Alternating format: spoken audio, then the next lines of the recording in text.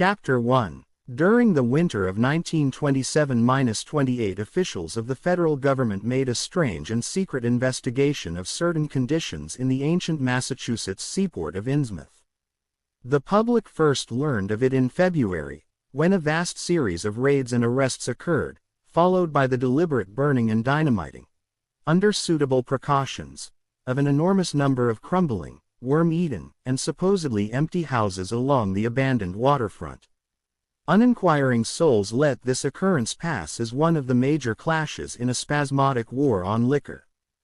Keener news followers, however, wondered at the prodigious number of arrests, the abnormally large force of men used in making them, and the secrecy surrounding the disposal of the prisoners. No trials, or even definite charges were reported, nor were any of the captives seen thereafter in the regular jails of the nation. There were vague statements about disease and concentration camps, and later about dispersal in various naval and military prisons, but nothing positive ever developed. INNSMOUTH itself was left almost depopulated, and it is even now only beginning to show signs of a sluggishly revived existence. Complaints from many liberal organizations were met with long confidential discussions, and representatives were taken on trips to certain camps and prisons. As a result, these societies became surprisingly passive and reticent. Newspaper men were harder to manage, but seemed largely to cooperate with the government in the end. Only one paper, a tabloid always discounted because of its wild policy, mentioned the deep-diving submarine that discharged torpedoes downward in the marine abyss just beyond Devil Reef. That item, gathered by chance in a haunt of sailors, seemed indeed rather far-fetched, since the low, black reef lay a full mile and a half out from INNSMOUTH harbor. People around the country and in the nearby towns muttered a great deal among themselves, but said very little to the outer world. They had talked about dying and half-deserted INNSMOUTH for nearly a century, and nothing new could be wilder or more hideous than what they had whispered and hinted at years before. Many things had taught them secretiveness, and there was no need to exert pressure on them. Besides, they really knew little. For wide salt marshes, desolate and unpeopled, kept neighbors off from INNSMOUTH on the landward side. But at last I am going to defy the ban on speech about this thing. Results, I am certain, are so thorough that no public harm save a shock of repulsion could ever accrue from a hinting of what was found by those horrified men at INNSMOUTH. Besides, what was found might possibly have more than one explanation. I do not know just how much of the whole tale has been told even to me, and I have many reasons for not wishing to probe deeper. For my contact with this affair has been closer than that of any other layman, and I have carried away impressions which are yet to drive me to drastic measures. It was I who fled frantically out of INNSMOUTH in the early morning hours of July 16, 1927, and whose frightened appeals for government inquiry and action brought on the whole reported episode. I was willing enough to stay mute while the affair was fresh and uncertain. But now that it is an old story, with public interest and curiosity gone, I have an odd craving to whisper about those few frightful hours in that ill-rumored and evilly shadowed seaport of death and blasphemous abnormality. The mere telling helps me to restore confidence in my own faculties, to reassure hallucination. It helps me, too, in making up my mind regarding a certain terrible step which lies ahead of me. I never heard of INNSMOUTH till the day before I saw it for the first and, so far, last time. I was celebrating my coming of age by a tour of New England, sightseeing, antiquarian, and genealogical, and had planned to go directly from ancient Newburyport to Arkham, whence my mother's family was derived. I had no car, but was traveling by train, trolley and motor coach, always seeking the cheapest possible route.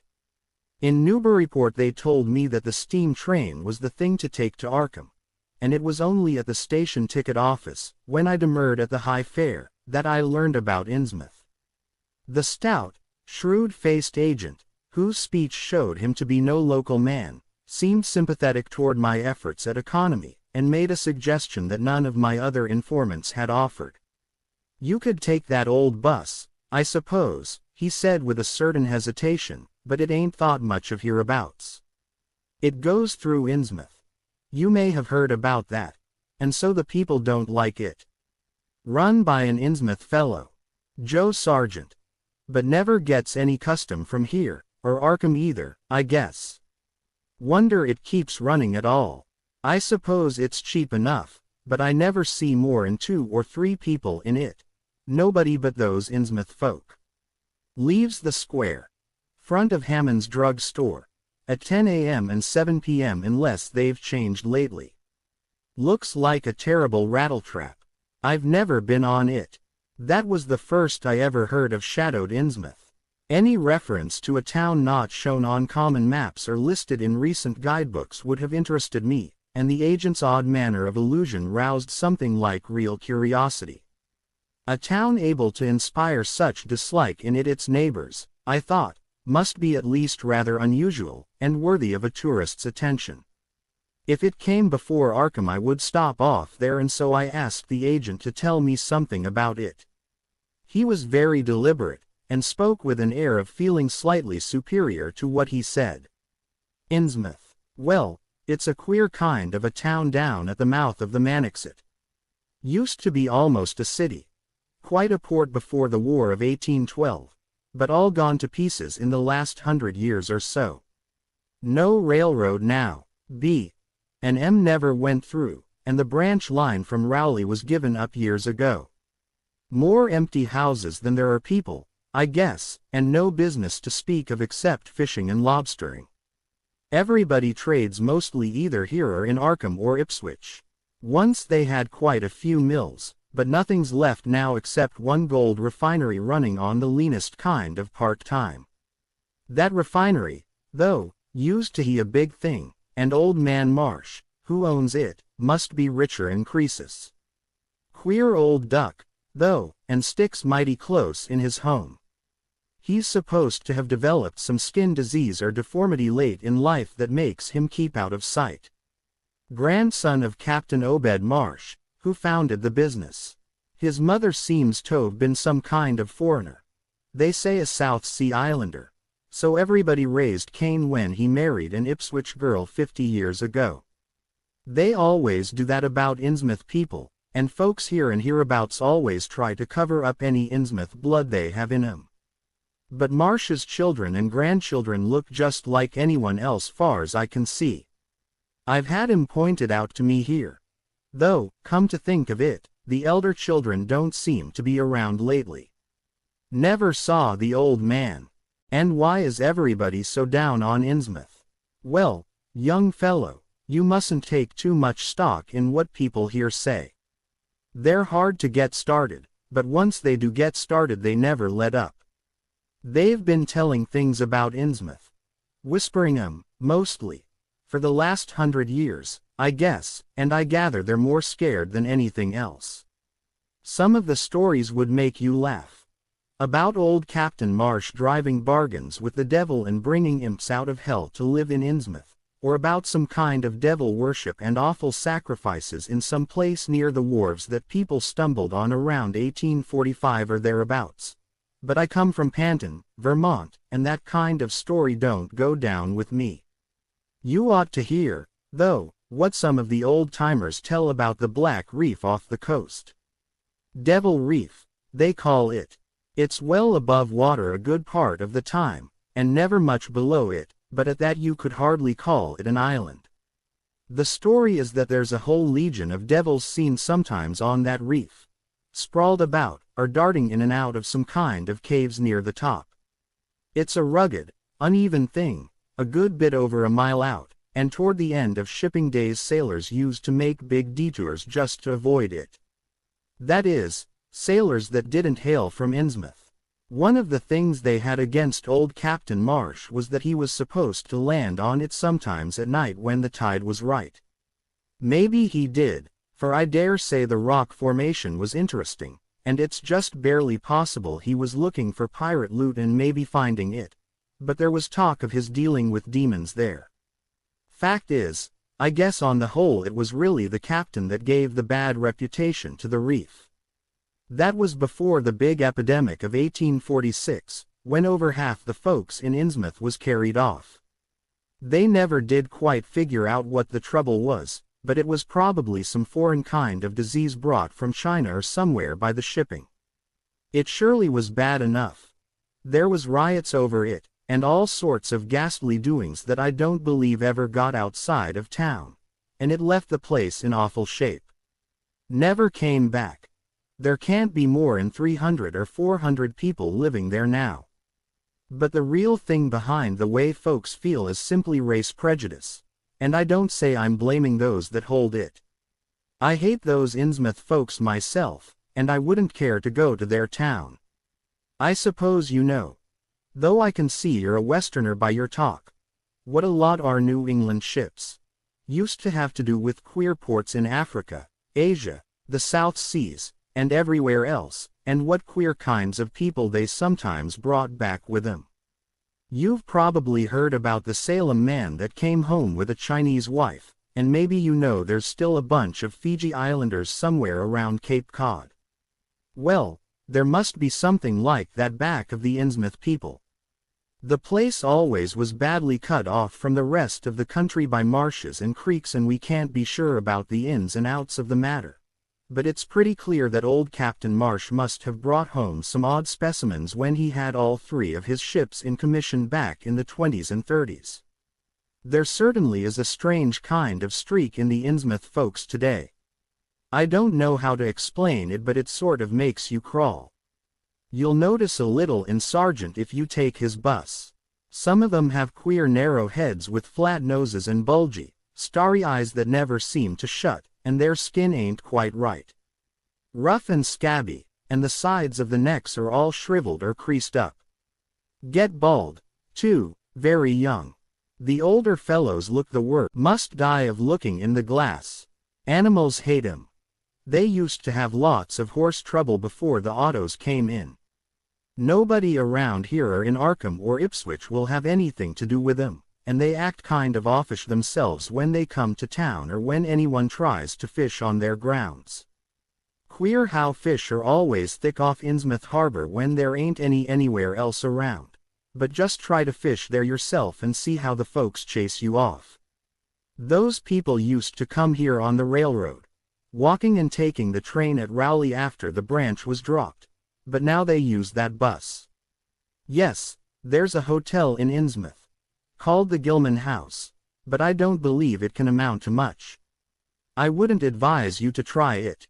Better stay over here and take the 10 o'clock bus tomorrow morning. Then you can get an evening bus there for Arkham at 8 o'clock. There was a factory inspector who stopped at the Gilman a couple of years ago, and he had a lot of unpleasant hints about the place. Seems they get a queer crowd there, for this fellow heard voices in other rooms. Though most of 'em was empty. That gave him the shivers. It was foreign talk, he thought, but he said the bad thing about it was the kind of voice that sometimes spoke. It sounded so unnatural. Slopping like, he said, that he didn't dare undress and go to sleep. Just waited up and lit out the first thing in the morning. The talk went on most all night. This fellow, Casey, his name was, had a lot to say about how the Innsmouth folk watched him and seemed kind of on guard. He found the Marsh refinery a queer place. It's in an old mill on the lower falls of the Manaxet. What he said tallied up with what I'd heard. Books in bad shape, and no clear account of any kind of dealings. You know, it's always been a kind of mystery where the Marshes get the gold they refine. They've never seemed to do much buying in that line, but years ago they shipped out an enormous lot of ingots. Used to be talk of a queer foreign kind of jewelry that the sailors and refinery men sometimes sold on the sly, or that was seen once or twice on some of the Marsh womenfolks. People allowed maybe old Captain Obed traded for it in some heathen port, especially since he always ordered stacks of glass beads and trinkets such as seafaring men used to get for native trade. Others thought and still think he'd found an old pirate cache out on Devil Reef. But here's a funny thing. The old captain's been dead these 60 years, and there's ain't been a good-sized ship out of the place since the Civil War. But just the same, the marshes still keep on buying a few of those native trade things. Mostly glass and rubber gewgaws, they tell me. Maybe the INNSMOUTH folks like 'em to look at themselves. God knows they've gotten to be about as bad as South Sea cannibals and Guinea savages. That plague of '46 must have taken off the best blood in the place. Anyway, they're a doubtful lot now, and the Marshes and other rich folks are as bad as any. As I told you, there probably ain't more than 400 people in the whole town in spite of all the streets they say there are. I guess they're what they call white trash, down south. Lawless and sly, and full of secret things. They get a lot of fish and lobsters and do exporting by truck. Queer how the fish swarm right there and nowhere else. Nobody can ever keep track of these people. There's loose talk of one who went crazy and is out at Danvers now. They must have fixed up some awful scare for that fellow. That's why I wouldn't go at night if I was you. I've never been there and have no wish to go, but I guess a daytime trip couldn't hurt you, even though the people hereabouts will advise you not to make it. If you're just sightseeing, and looking for old-time stuff, INNSMOUTH ought to be quite a place for you. And so I spent part of that evening at the Newburyport Public Library looking up data about INNSMOUTH. When I had tried to question the natives in the shops, the lunchroom, the garages, and the fire station, I had found them even harder to get started than the ticket agent had predicted, and realized that I could not spare the time to overcome their first instinctive reticence. They had a kind of obscure suspiciousness, as if there were something amiss with anyone too much interested in INNSMOUTH. At the YMCA where I was stopping, the clerk merely discouraged my going to such a dismal, decadent place, and the people at the library showed much the same attitude. Clearly, in the eyes of the educated, INNSMOUTH was merely an exaggerated case of civic degeneration. The Essex County histories on the library shelves had very little to say, except that the town was founded in 1643, noted for shipbuilding before the Revolution, a seat of great marine prosperity in the early 19th century, and later a minor factory center using the Manaxet as power. The epidemic and riots of 1846 were very sparsely treated, as if they formed a discredit to the county. References to decline were few, though the significance of the later record was unmistakable. After the Civil War, all industrial life was confined to the Marsh Refining Company, and the marketing of gold ingots formed the only remaining bit of major commerce aside from the eternal fishing. That fishing paid less and less as the price of the commodity fell and large-scale corporations offered competition, but there was never a dearth of fish around INNSMOUTH harbor. Foreigners seldom settled there, and there was some discreetly veiled evidence that a number of Poles and Portuguese who had tried it had been scattered in a peculiarly drastic fashion. Most interesting of all was a glancing reference to the strange jewelry vaguely associated with INNSMOUTH. It had evidently impressed the whole countryside more than a little, for mention was made of specimens in the Museum of Miskatonic University at Arkham, and in the display room of the Newburyport Historical Society. The fragmentary descriptions of these things were bald and prosaic, but they hinted to me an undercurrent of persistent strangeness. Something about them seemed so odd and provocative that I could not put them out of my mind, and despite the relative lateness of the hour I resolved to see the local sample. Said to be a large, queerly proportioned thing evidently meant for a tiara, if it could possibly be arranged. The librarian gave me a note of introduction to the curator of the society, a Miss Anna Tilton, who lived nearby, and after a brief explanation that ancient gentlewoman was kind enough to pilot me, it took no excessive sensitiveness to beauty to make me literally gasp at the strange, unearthly splendor of the alien, opulent fantasy that rested there on a purple velvet cushion. Even now I can hardly describe what I saw, though it was clearly enough a sort of tiara, as the description had said. It was tall in front, and with a very large and curiously irregular periphery, as if designed for a head of almost freakishly elliptical outline. The material seemed to be predominantly gold, though a weird lighter lustrousness hinted at some strange alloy with an equally beautiful and scarcely identifiable metal. Its condition was almost perfect, and one could have spent hours in studying the striking and puzzlingly untraditional designs. Some simply geometrical, and some plainly marine, chased or molded in high relief on its surface with a craftsmanship of incredible skill and grace. The longer I looked, the more the thing fascinated me, and in this fascination there was a curiously disturbing element hardly to be classified or accounted for. At first I decided that it was the queer otherworldly quality of the art which made me uneasy. All other art objects I had ever seen either belonged to some known racial or national stream, or else were consciously modernistic defiances of every recognized stream. This tiara was neither. It clearly belonged to some settled technique of infinite maturity and perfection, yet that technique was utterly remote from any Eastern or Western, ancient or modern, which I had ever heard of or seen exemplified. It was as if the workmanship were that of another planet. However, I soon saw that my uneasiness had a second and perhaps equally potent source residing in the pictorial and mathematical suggestion of the strange designs. The patterns all hinted of remote secrets and unimaginable abysses in time and space, and the monotonously aquatic nature of the reliefs became almost sinister. Among these reliefs were fabulous monsters of abhorrent grotesqueness and malignity, half ichthyaic and half batrachian in suggestion, which one could not dissociate from a certain haunting and uncomfortable sense of pseudo-memory, as if they called up some image from deep cells and tissues whose retentive functions are wholly primal and awesomely ancestral. At times I fancied that every contour of these blasphemous fish-frogs was overflowing with the ultimate quintessence of unknown and inhuman evil. In odd contrast to the tiara's aspect was its brief and prosy history as related by Miss Tilton. It had been pawned for a ridiculous sum at a shop in State Street in 1873, by a drunken Innsmouth man shortly afterward killed in a brawl. The society had acquired it directly from the pawnbroker, at once giving it a display worthy of its quality.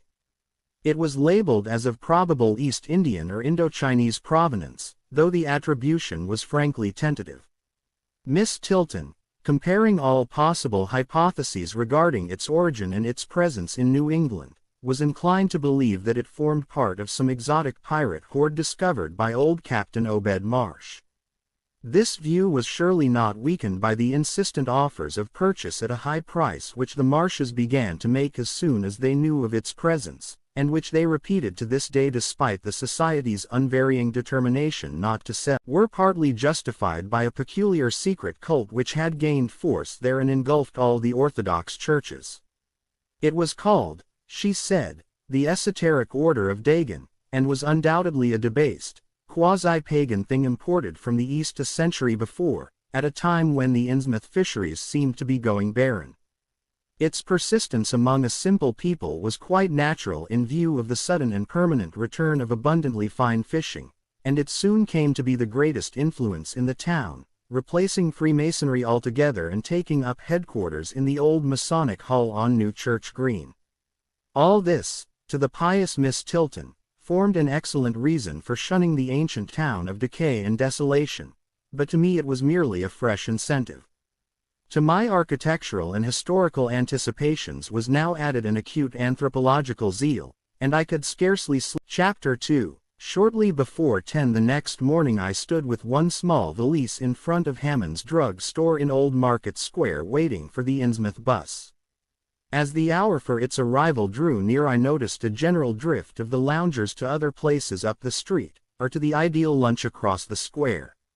Evidently the ticket agent had not exaggerated the dislike which local people bore toward Innsmouth and its denizens.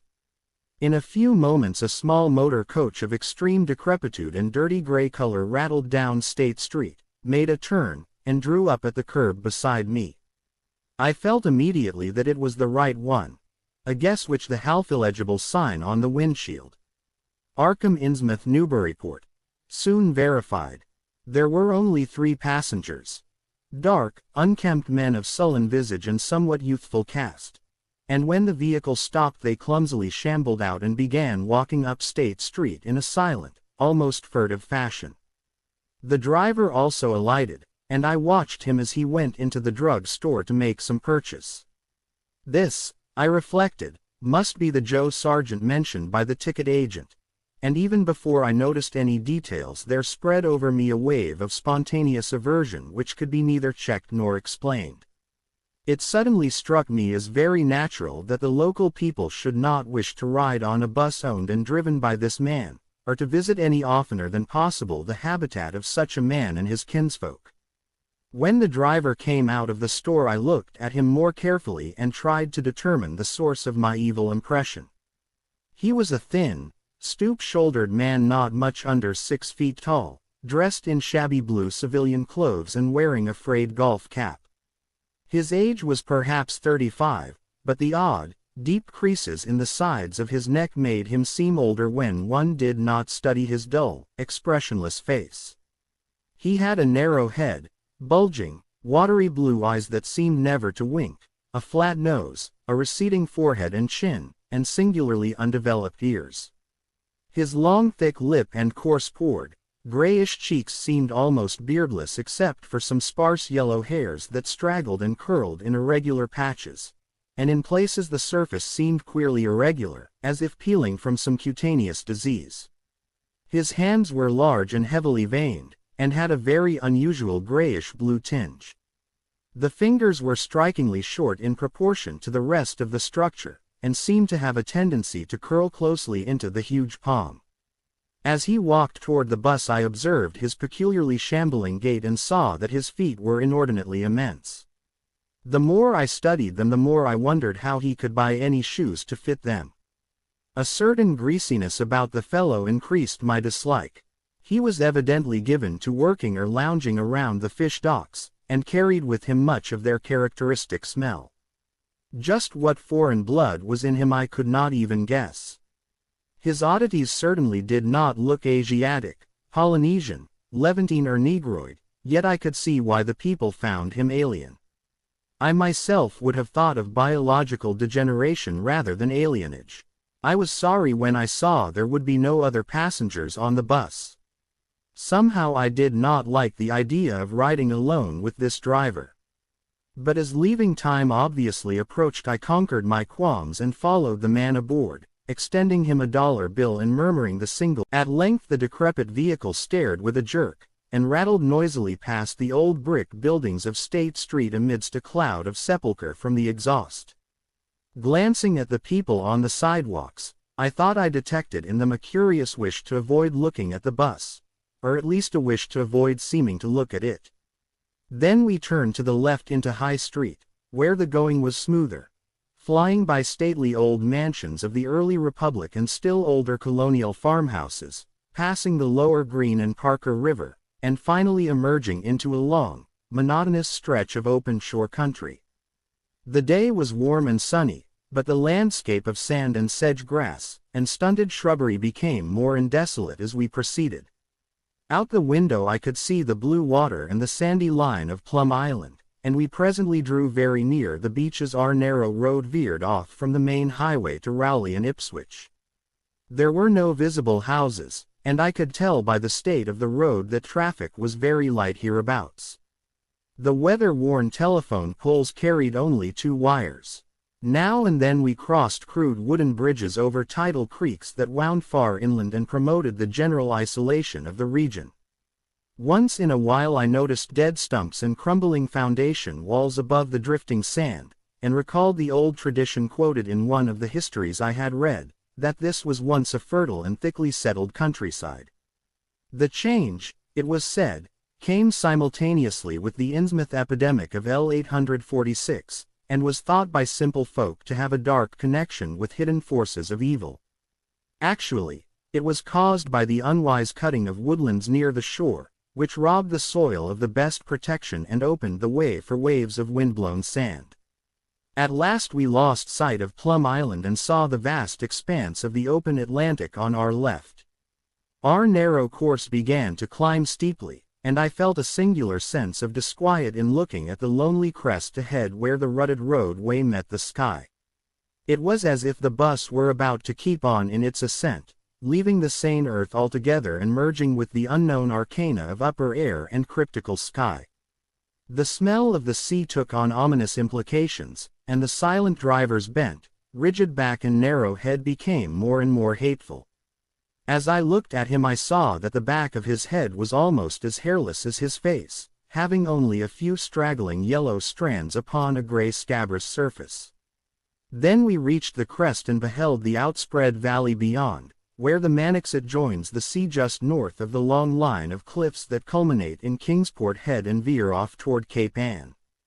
On the far misty horizon I could just make out the dizzy profile of the head, topped by the queer ancient house of which so many legends are told, but for the moment all my attention was captured by the nearer panorama just below me.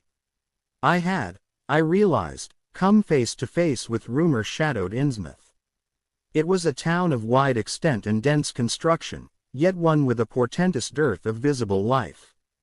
From the tangle of chimney pots scarcely a wisp of smoke came, and the three tall steeples loomed stark and unpainted against the seaward horizon. One of them was crumbling down at the top, and in that and another there were only black gaping holes where clock dials should have been. The vast huddle of sagging gambrel roofs and peaked gables conveyed with offensive clearness the idea of wormy decay, and as we approached along the now descending road I could see that many roofs had wholly caved in. There were some large square Georgian houses, too, with hipped roofs, cupolas, and railed widows' walks. These were condition. Stretching inland from among them I saw the rusted, grass-grown line of the abandoned railway, with leaning telegraph poles now devoid of wires, and the half-obscured lines of the old carriage roads to Rowley and Ipswich. The decay was worst close to the waterfront, though in its very midst I could spy the white belfry of a fairly well-preserved brick structure which looked like a small factory. The harbor, long clogged with sand, was enclosed by an ancient stone breakwater, on which I could begin to discern the minute forms of a few seated fishermen, and at whose end were what looked like the foundations of a bygone lighthouse. A sandy tongue had formed inside this barrier, and upon it I saw a few decrepit cabins, moored dories, and scattered lobster pots. The only deep water seemed to be where the river poured out past the belfried structure and turned southward to join the ocean at the breakwater's end. Here and there the ruins of wharves jutted out from the shore to end in indeterminate rottenness, those farthest south seeming the most decayed. And far out at sea, despite a high tide, I glimpsed a long, black line scarcely rising above the water yet carrying a suggestion of odd latent malignancy. This, I knew, must be Devil Reef. As I looked, a subtle, curious sense of beckoning seemed superadded to the grim repulsion, and oddly enough, I found this overtone more disturbing than the primary impression. We met no one on the road, but presently began to pass deserted farms in varying stages of ruin. Then I noticed a few inhabited houses with rags stuffed in the broken windows and shells and dead fish lying about the littered yards. Once or twice I saw listless-looking people working in barren gardens or digging clams on the fishy-smelling beach below, and groups of dirty, simian-visaged children playing around weed-grown doorsteps. Somehow these people seemed more disquieting than the dismal buildings, for almost every one had certain peculiarities of face and motions which I instinctively disliked without being able to define or comprehend them.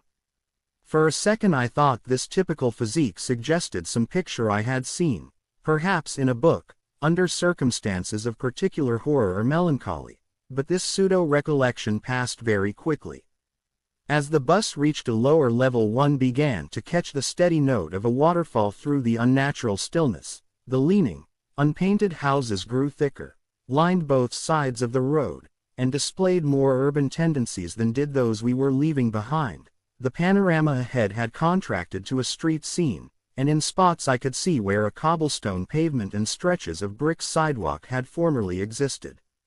All the houses were apparently deserted, and there were occasional gaps where tumble-down chimneys and cellar walls told of buildings that had collapsed. Pervading everything was the most nauseous fishy odor imaginable. Soon cross streets and junctions began to appear, those on the left leading to shoreward realms of unpaved squalor and decay, while those on the right showed vistas of departed grandeur. So far I had seen no people in the town, but there now came signs of a sparse habitation. curtained windows here and there, and an occasional battered motorcar at the curb. Pavement and sidewalks were increasingly well defined, and though most of the houses were quite old, wooden brick structures of the early 19th century, they were obviously kept fit for habitation. As an amateur antiquarian, I almost lost my olfactory disgust and my feeling of menace and repulsion amidst this rich, unaltered survival from the past. But I was not to reach my destination without one very strong impression of poignantly disagreeable quality. The bus had come to a sort of open concourse or radial point with churches on two sides and the bedraggled remains of a circular green in the center, and I was looking at a large pillared hull on the right-hand junction ahead. The structure's once white paint was now gray and peeling, and the black and gold sign on the pediment was so faded that I could only with difficulty make out the words Esoteric Order of Dagon. This, then, was the former Masonic hall, now given over to a degraded cult. As I strained to decipher this inscription, my notice was distracted by the raucous tones of a cracked bell across the street, and I quickly turned to look out the window on my side of the coach. The sound came from a squat stone church of manifestly later date than most of the houses, built in a clumsy Gothic fashion and having a disproportionately high basement with shuttered windows. Though the hands of its clock were missing on the side I glimpsed, I knew that those hoarse strokes were tolling the hour of 11. Then suddenly all thoughts of time were blotted out by an onrushing image of sharp intensity and unaccountable horror which had seized me before I knew what it really was. The door of the church basement was open, revealing a rectangle of blackness inside. And as I looked, a certain object crossed or seemed to cross that dark rectangle, burning into my brain a momentary conception of nightmare which was all the more maddening because analysis could not sepulchre a single nightmarish quality in it. It was a living object, the first except the driver that I had seen since entering the compact part of the town, and had I been in a steadier mood I would have found nothing whatever of terror in it. Clearly, as I realized a moment later, it was the pastor, clad in some peculiar vestments doubtless introduced since the Order of Dagon had modified the ritual of the local churches.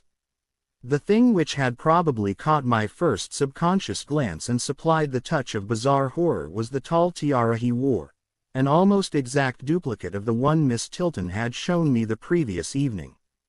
This, acting on my imagination, had supplied namelessly sinister qualities to the indeterminate face and robed, shambling form beneath it.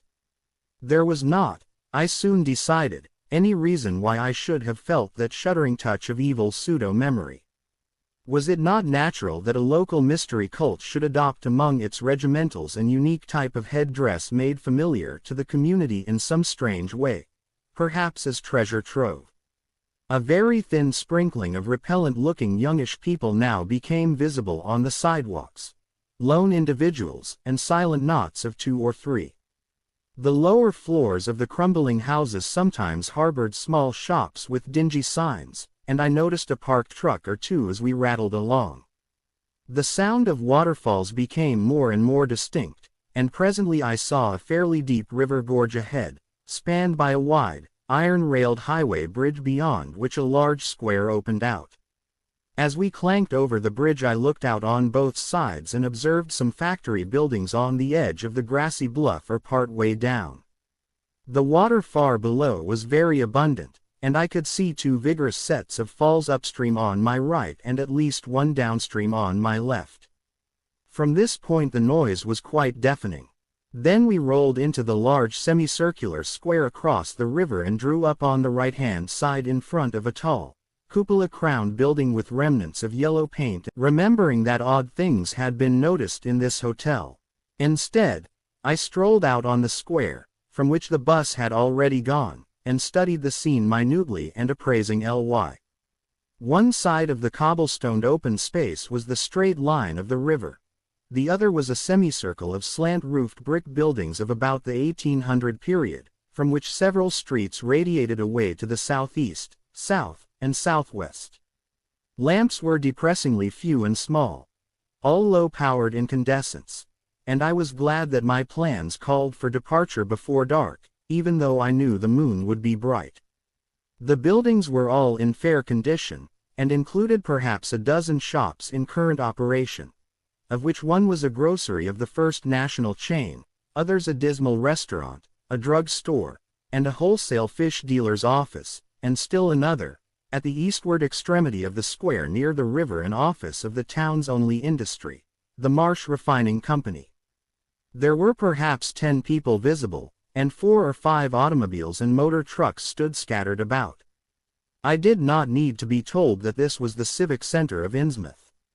Eastward I could catch blue glimpses of the harbor, against which rose the decaying remains of 3 once beautiful Georgian steeples.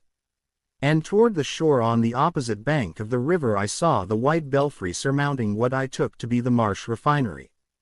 For some reason or other I chose to make my first inquiries at the chain grocery, whose personnel was not likely to be native to Innsmouth. I found a solitary boy of about 17 in charge, and was pleased to note the brightness and affability which promised cheerful information.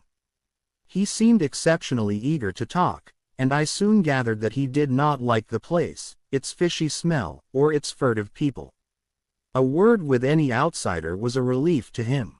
He hailed from Arkham, boarded with a family who came from Ipswich, and went back whenever he got a moment off. His family did not like him to work in Innsmouth, but the chain had transferred him there and he did not wish to give up his job. There was, he said, no public library or chamber of commerce in Innsmouth, but I could probably find my way about. The street I had come down was Federal.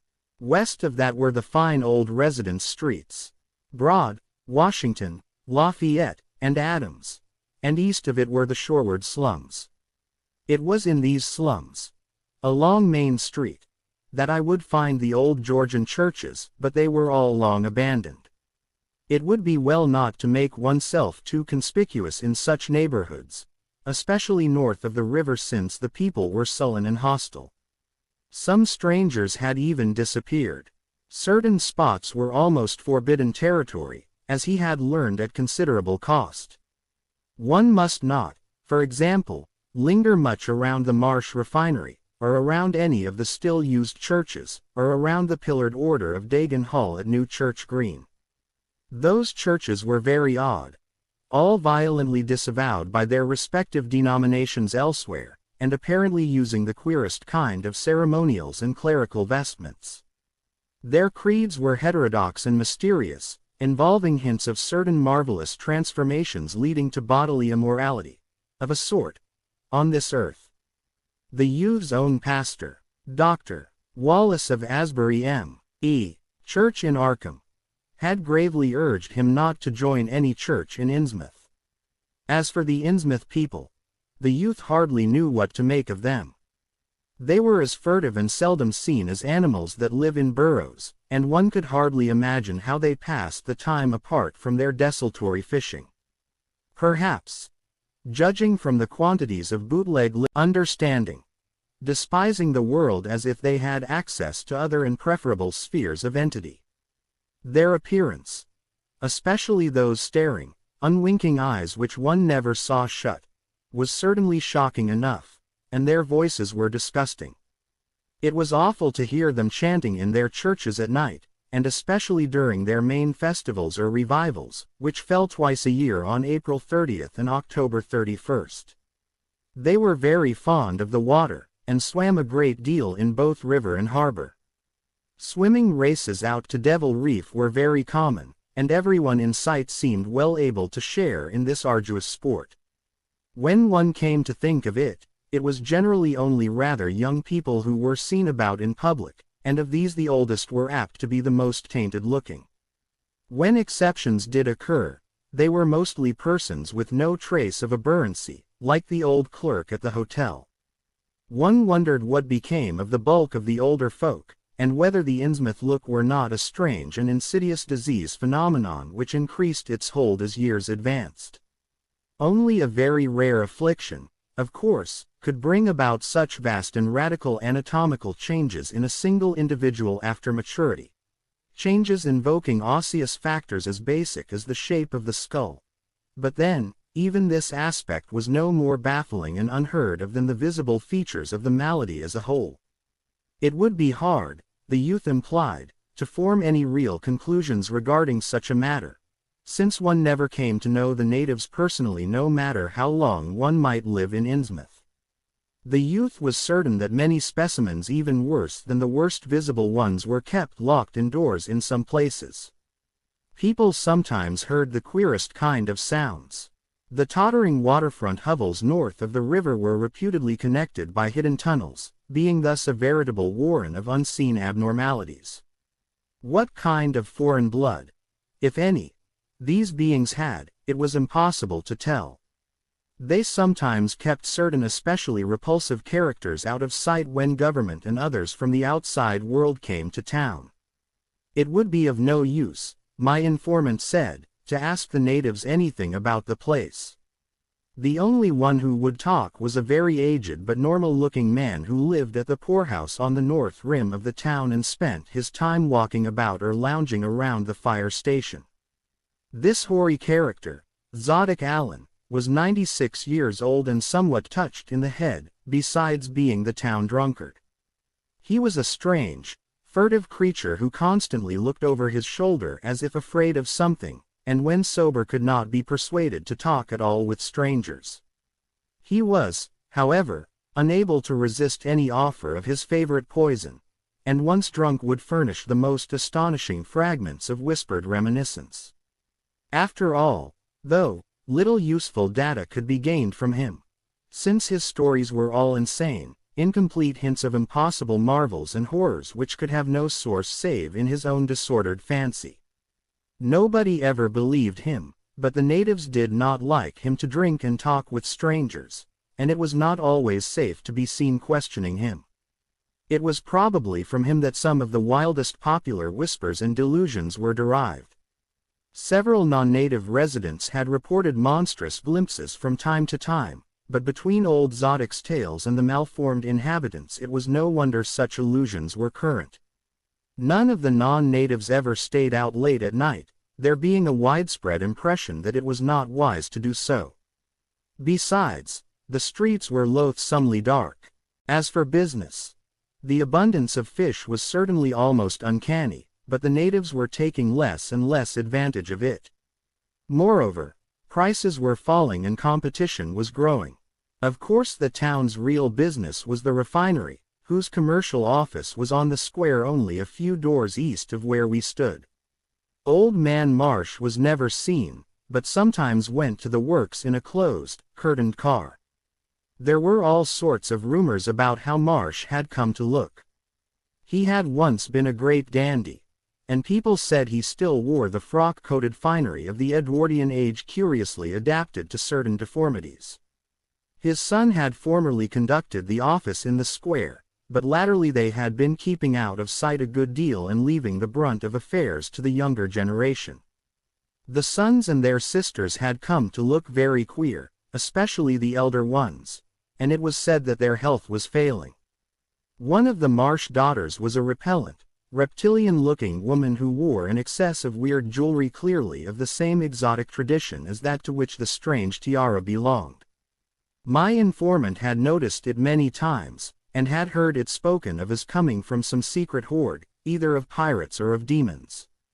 The clergymen, or priests, or whatever they were called nowadays, also wore this kind of ornament as a headdress, but one seldom caught glimpses of them.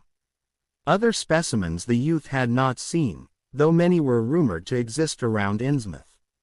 The Marshes, together with the other three gently bred families of the town, the Waits, the Gilmans, and the Elliots, were all very retiring.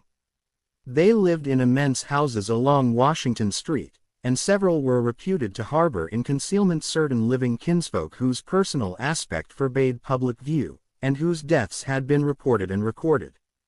Warning me that many of the street signs were down, the youth drew for my benefit a rough but ample and painstaking sketch map of the town's salient features. After a moment's study I felt sure that it would be of great help, and pocketed it with profuse thanks.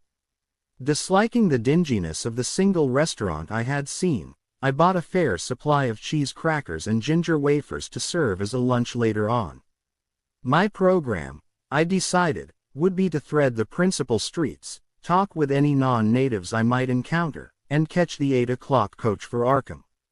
The town, I could see, formed a significant and exaggerated example of communal decay, but being no sociologist I would limit my serious observations to the field of architecture. Thus I began my systematic though half-bewildered tour of Innsmouth's narrow, shadow-blighted ways.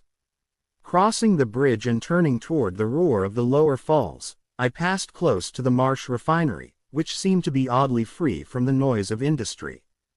The building stood on the steep river bluff near a bridge and an open confluence of streets which I took to be the earliest civic center, displaced after the revolution by the present town square. Recrossing the gorge on the Main Street Bridge, I struck a region of utter desertion which somehow made me shudder. Collapsing huddles of gambrel roofs formed a jagged and fantastic skyline, above which rose the ghoulish, decapitated steeple of an ancient church. Some houses along Main Street were tenanted, but most were tightly boarded up.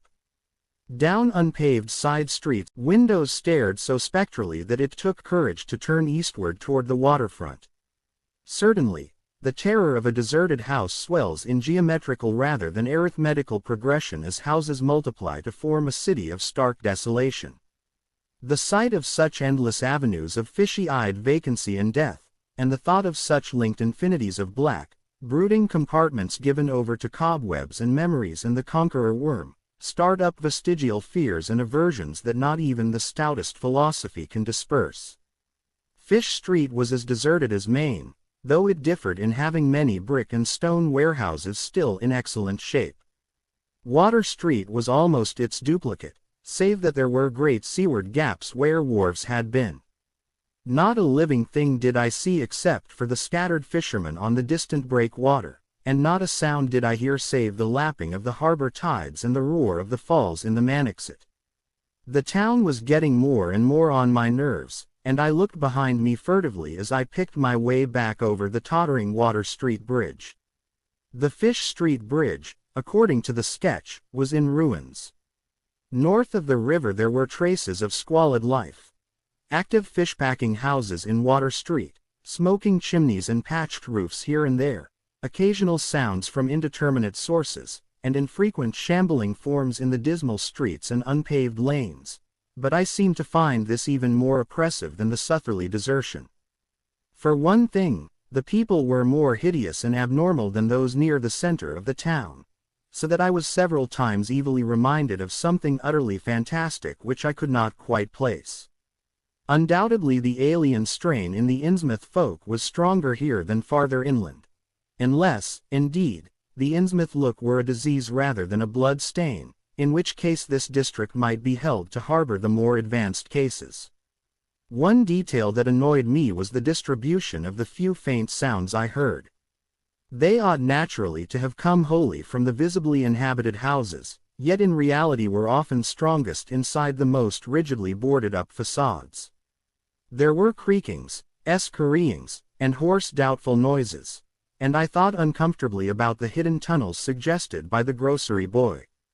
Suddenly I found myself wondering what the voices of those denizens would be like. I had heard no speech so far in this quarter, and was unaccountably anxious not to do so. Pausing only long enough to look at two fine but ruinous old churches at Main and Church Streets, I hastened out of that vile waterfront slum. My next logical goal was New Church Green, but somehow or other I could not bear to repass the church in whose basement I had glimpsed the inexplicably frightening form of that strangely diademed priest or pastor. Besides, the grocery youth had told me that churches, as well as the Order of Dagon Hall, were not advisable neighborhoods for strangers.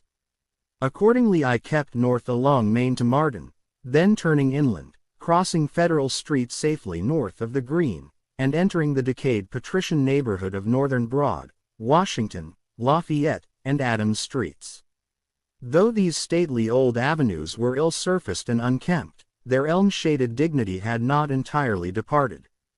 Mansion after mansion claimed my gaze, most of them decrepit, and in all these streets no living thing was visible, and I wondered at the complete absence of cats and dogs from Innsmouth. Another thing which puzzled and disturbed me, even in some of the best preserved mansions, was the tightly shuttered condition of many third-story and attic windows.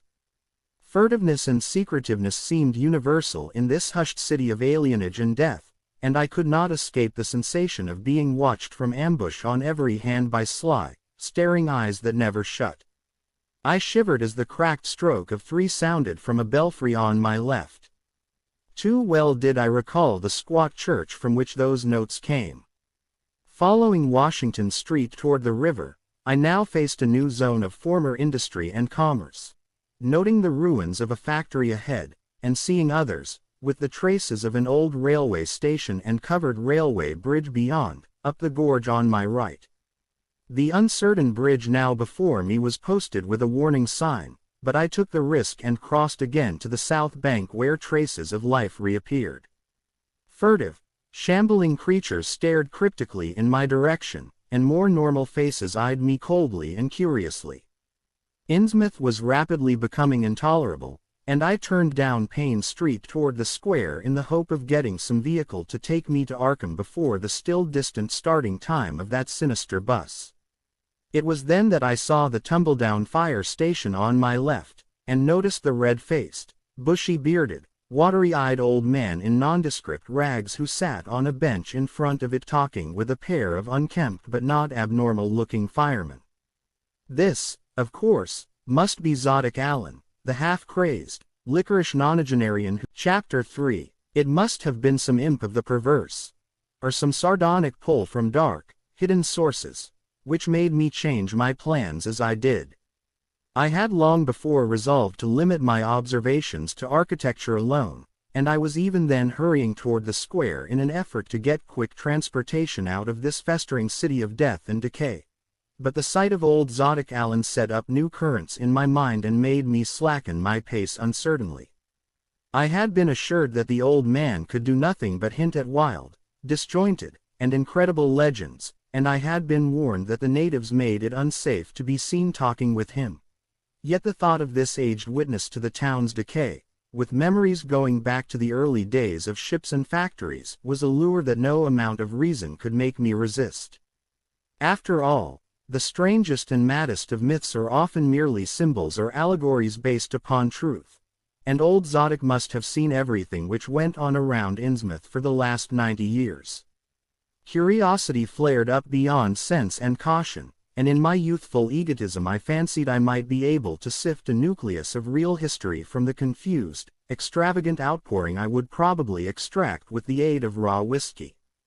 I knew that I could not accost him then and there, for the fireman would surely notice and object.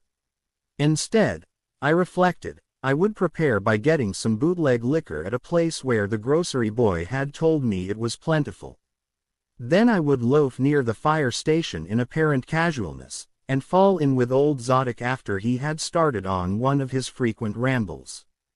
The youth had said that he was very restless, seldom sitting around the station for more than an hour or two at a time. A quart bottle of whiskey was easily, though not cheaply, obtained in the rear of a dingy variety store just off the square in Elliott Street.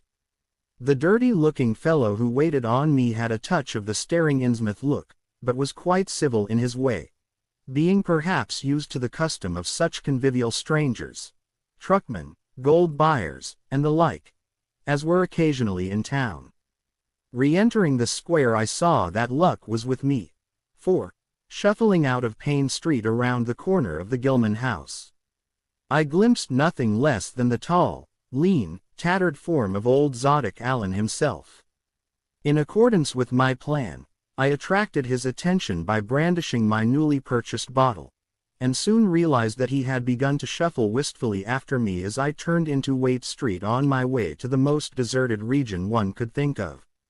I was steering my course by the map the grocery boy had prepared, and was aiming for the wholly abandoned stretch of southern waterfront which I had previously visited. The only people in sight there had been the fishermen on the distant breakwater, and by going a few squares south I could get beyond the range of these, finding a pair of seats on some abandoned wharf and being free to question old Zodiac unobserved for an indefinite time. Before I reached Main Street I could hear a faint and wheezy hey, Mister. Behind me, and I presently allowed the old man to catch up and take copious pulls from the quart bottle. I began putting out feelers as we walked amidst the omnipresent desolation and crazily tilted ruins, but found that the aged tongue did not loosen as quickly as I had expected. At length I saw a grass-grown opening toward the sea between crumbling brick walls, with the weedy length of an earthened masonry wharf projecting beyond. Piles of moss-covered stones near. The water promised tolerable seats, and the scene was sheltered from all possible view by a ruined warehouse on the north. Here, I thought, was the ideal place for a long secret colloquy, so I guided my companion down the lane and picked out spots to sit in among the mossy stones. The air of death and desertion was ghoulish, and the smell of fish almost insufferable, but I was resolved to let nothing deter me. About 4 hours remained for conversation if I were to catch the 8 o'clock coach for Arkham, and I began to dole out more liquor to the ancient tippler, meanwhile eating my own frugal lunch. In my donations I was careful not to overshoot the mark, for I did not wish Zodik's vinous garrulousness to pass into a stupor. After an hour his furtive taciturnity showed signs of disappearing, but much to my disappointment he still sidetracked my questions about Innsmouth and its shadow-haunted past. He would babble of current topics, revealing a wide acquaintance with newspapers and a great tendency to philosophize in a sententious village fashion. Toward the end of the second hour I feared my quart of whiskey would not be enough to produce results, and was wondering whether I had better leave old Zodik and go back for more. Just then, however, chance made the opening which my questions had been unable to make, and the wheezing ancient's rambling took a turn that caused me to lean forward and listen alertly. My back was toward the fishy-smelling sea, but he was facing it, and something or other had caused his wandering gaze to light on the low, distant line of Devil Reef, then showing plainly and almost fascinatingly above the waves. The sight seemed to displease him, for he began a series of weak curses which ended in a confidential whisper and a knowing leer. He bent toward me, took hold of my coat lapel, and hissed out some hints that could not be mistaken. Thar's war it all begun. That cursed place of all wickedness where the deep water starts. Gate o' hell. Sheer drop down to a bottom no soundin' line kin tech. Ol' Cap'n Obed done it. Him that found more and was good fare him in the South Sea Islands.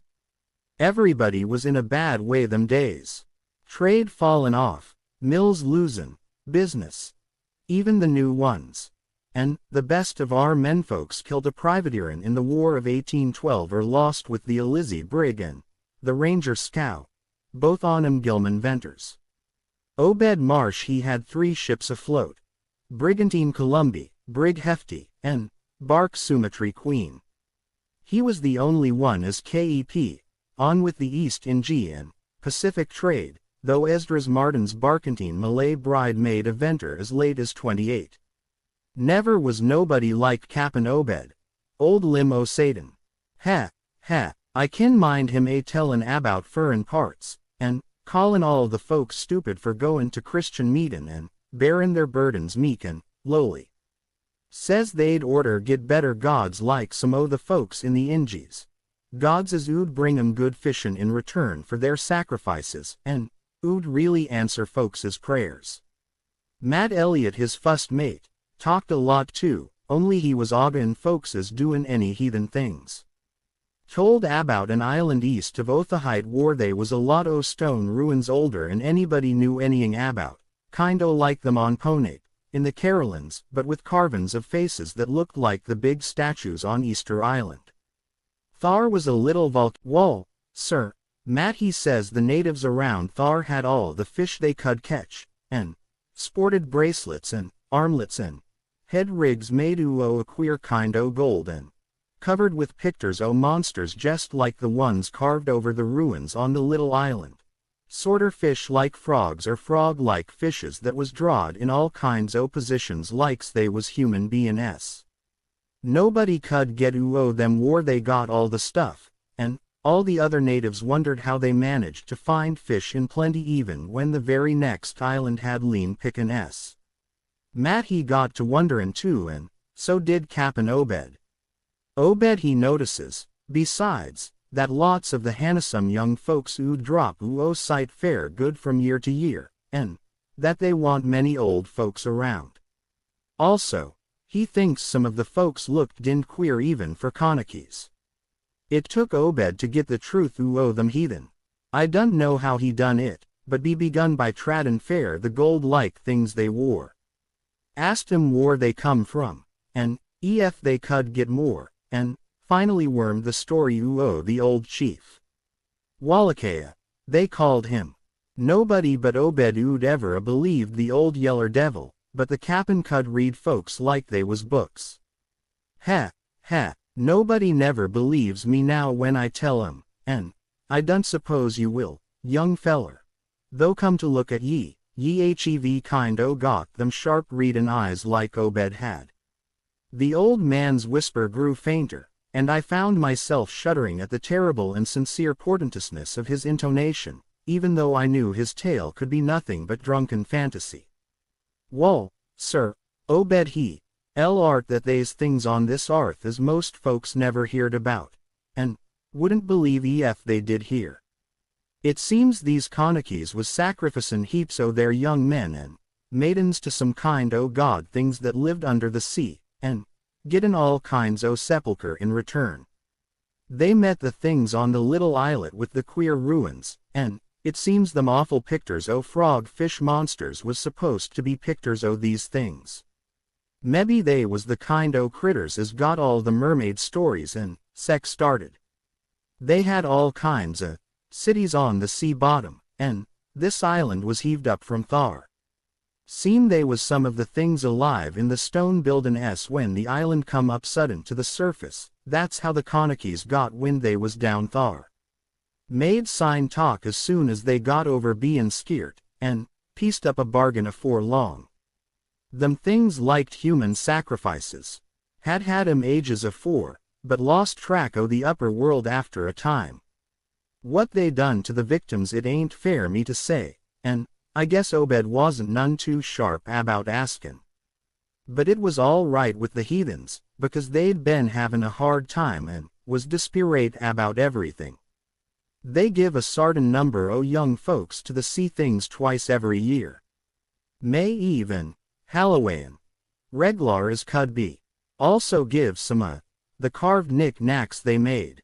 What the things agreed to give in return was plenty fish. They druv 'em in from all over the sea, and a few gold-like things now and then. Wall, as I says, the natives met the things on the little volcanic islet, goin' thar in canoes with the sacrifices etc., and bringin' back any of the gold-like jewels as was comin' to 'em. At fust the things didn't never go onto the main island, but arter a time they come to want to. Seems they hankered arter mixin' with the folks, and havin' gent ceremonies on the big days. May Eve and Hallowe'en. Ye see, they was able to live both in and o water. What they call amphibians, I guess. The Conachies told 'em as how folks from the other islands might want to wipe, and out if they got wind o' their bein' thar, but they says they don't keer much. Because they could wipe o the hull brood o humans ef they was willin' to bother. That is, any as didn't be sartin signs sec as was used onct by the lost old ones, whoever they was. But not wantin' to bother, they'd lay low when anybody visited the island. When it come to maiden, with them toad-lookin' fishes, the Conachies kind o balked, but finally they larned something as put a new face on the matter. Seems that human folks has got a kind o relation to sec water beasts. That everything alive come o the water onct and only needs a little change to go back again. Them things told the Conachies that ef they mixed bloods there'd be children as ood look human at fust, but later turn more and more like the things, till finally they'd take to the water and gene the main lot o things down har. And this is the important part, young feller. Them as turned into fish things and went into the water wouldn't never die. Them things never died except they was kilt violent. Wall, sir, It seems by the time Obed knowed them islanders they was all full o' fish blood from them deep water things. When they got old and begun to sepulcher it, they was hid until they felt like talkin' to the water and quittin' the place. Some was more teched than others, and some never did change quite enough to take to the water, but mostly they turned out jest the way them things said. Them as was born more like the things changed arly, but them as was nearly human sometimes stayed on the island till they was past 70, though they'd usually go down under for trial trips afore that. Folks as had took to the water generally come back a good deal to visit, so's a man 'ould often be talkin' to his own 5 times great-grandfather who'd left the dry land a couple o' 100 years or so afore. Everybody got the day o' dyin', except in canoe wars with the other islanders, or as sacrifices to the sea gods down below, or from snakebite or plague or sharp gallopin' ailments or somethin' afore they could take to the water, but simply looked for'ard to a kind o' change that wa'n't a bit horrible arter a while. They thought what they'd got was well wuth all they'd had to give up, and I guess Obed kind o' come to think the same hisself when he'd chewed over old Wallacheiah's story a bit. Wallacheiah, though, was one of the few as hadn't got none of the fish blood, bein' of a royal line that intermarried with royal lines on other islands. Wallacheiah he showed Obed a lot o' rites and incantations as had to do with the sea things, and let him see some o' the folks in the village as had changed a lot from human shape. Somehow or other, though, he never would let him see one of the reg'lar things from right o' the water. In the end he give him a funny kind o' thingamajig made o' lead or something, that he said 'ould bring up the fish things from any place in the water where they might be a nest o' 'em. The day was to drop it down with the right kind o' prayers and sec. Wallacheiah allowed as the things was scattered all over the world, so's anybody that looked about could find a nest and bring 'em up ef they was wanted. Matt he didn't like this business at all, and wanted Obed should keep away from the island, but the cap'n was sharp fair game, and found he could get them gold-like things so cheap it 'ould pay him to make a specialty of them. Things went on that way for years and Obed got enough o' that gold-like stuff to make him start the refinery in Waite's old run-down Fullen mill. He didn't sell the pieces like they was, for folks 'ould be all the time askin' questions. All the same his crews 'ould get a piece and, well, come about 38. When I was 7 year old. Obed he found the island people all wiped between viages. Seems the other islanders had got wind o' what was goin' on, and had took matters into their own hands. Suppose they must a had, after all, them old magic signs as the sea things says was the only things they was afeard of. No tellin' what any o' them Conachies will chance to get a holt of when the sea bottom throws up some island with ruins older 'n the deluge. Highest cusses, these was. They didn't leave nothin' standin' on either the main island or the little volcanic islet except what parts of the ruins was too big to knock down. In some places they was little stones strewed about, like charms, with somethin' on 'em like what ye call a swastika nowadays. Probably them was the old one's signs. Folks all wiped no trace o' no gold-like things and none the nearby Conachies 'ould breathe a word about the matter. Wouldn't even admit they'd ever been any people on that island. That naturally hit Obed pretty hard, seein' as his normal trade was doin' very poor. It hit the whole of INNSMOUTH, too, because in seafaring days what profited the master of a ship generally profited the crew proportionate. Most of the folks around the town took the hard times kind o' sheep-like and resigned, but they was in bad shape because the fishin' was peterin' and the mills wa'n't doin' none too well. Then's the time Obed he begun a cursin' at the folks' fair bein' dull sheep and prayin' to a Christian heaven as didn't help 'em none. He told 'em he'd knowed o' folks as prayed to gods that give somethin' ye really need, and says ef a good bunch o' men 'ould stand by him, he could mebbe get a holt o' sartin powers as 'ould bring plenty o' fish and quite a bit of gold.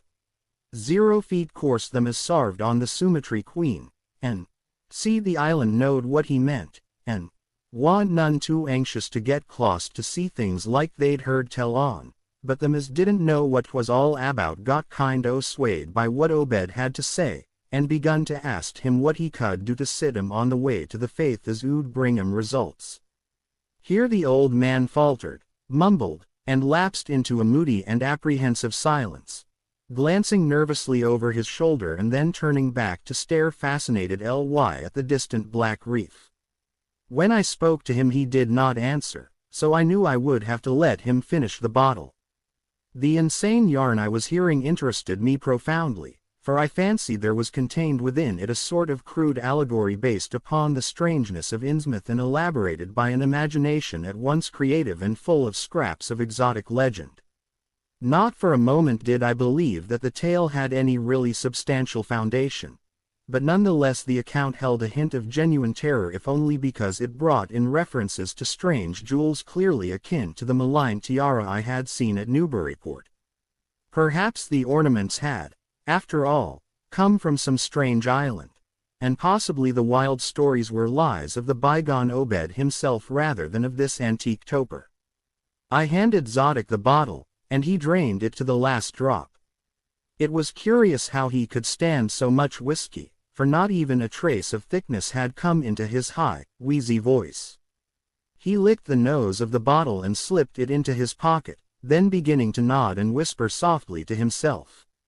I bent close to catch any articulate words he might utter, and thought I saw a sardonic smile behind the stained bushy whiskers. Yes, he was really forming words, and I could grasp a fair proportion of them. Poor Matt. Matt he alludes was again it. Tried to line up the folks on his side, and had long talks with the preachers. No use. They run the Congregational Parsonu o' town, and the Methodist feller quit. Never did see resolved Babcock, the Baptist parson, again. Wrath 0 feet, Jehovah. I was a mightily little critter, but I heard what I heard and seen what I seen. Dagon and Ashtoreth, Belial and Beelzebub, Golden Calf and the idols o' Canaan and the Philistines. Babylonish abominations. Mean Tekel you parson. He stopped again, and from the look in his watery blue eyes I feared he was close to a stupor after all. But when I gently shook his shoulder he turned on me with astonishing alertness and snapped out some more obscure phrases. "Don't believe me, hey, ha, ha.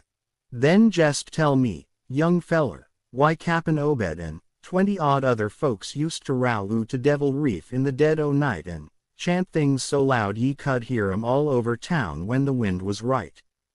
Tell me that, hey, and tell me why Obed was alooze droppin' heavy things down into the deep water t'other side o' the reef where the bottom shoots down like a cliff lower'n ye kin sound. Tell me what he done with that funny-shaped lead thingamajig as Wallachia give him. Hey, boy, and what did they all haowl on May Eve, and again the next Halloween? And why'd the new church parsons, fellers as used to he sailors, wear them queer robes and cover theirselves with them gold-like things Obed brung? Hey, the watery blue eyes were almost savage and maniacal now, and the dirty white beard bristled electrically. Old Zodok probably saw me shrink back, for he began to cackle evilly. Ha, ha, ha, ha. Beginnin' to see hey. Mebbe ye'd like to a been me in them days, when I seed things at night to see from the cupola top o' my house.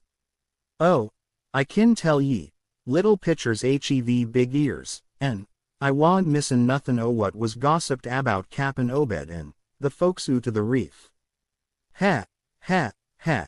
How about the night I took my pa's ship's glass up to the cupola and seed the reef bristlin', thick with shapes that dove off quick soon's the moon riz.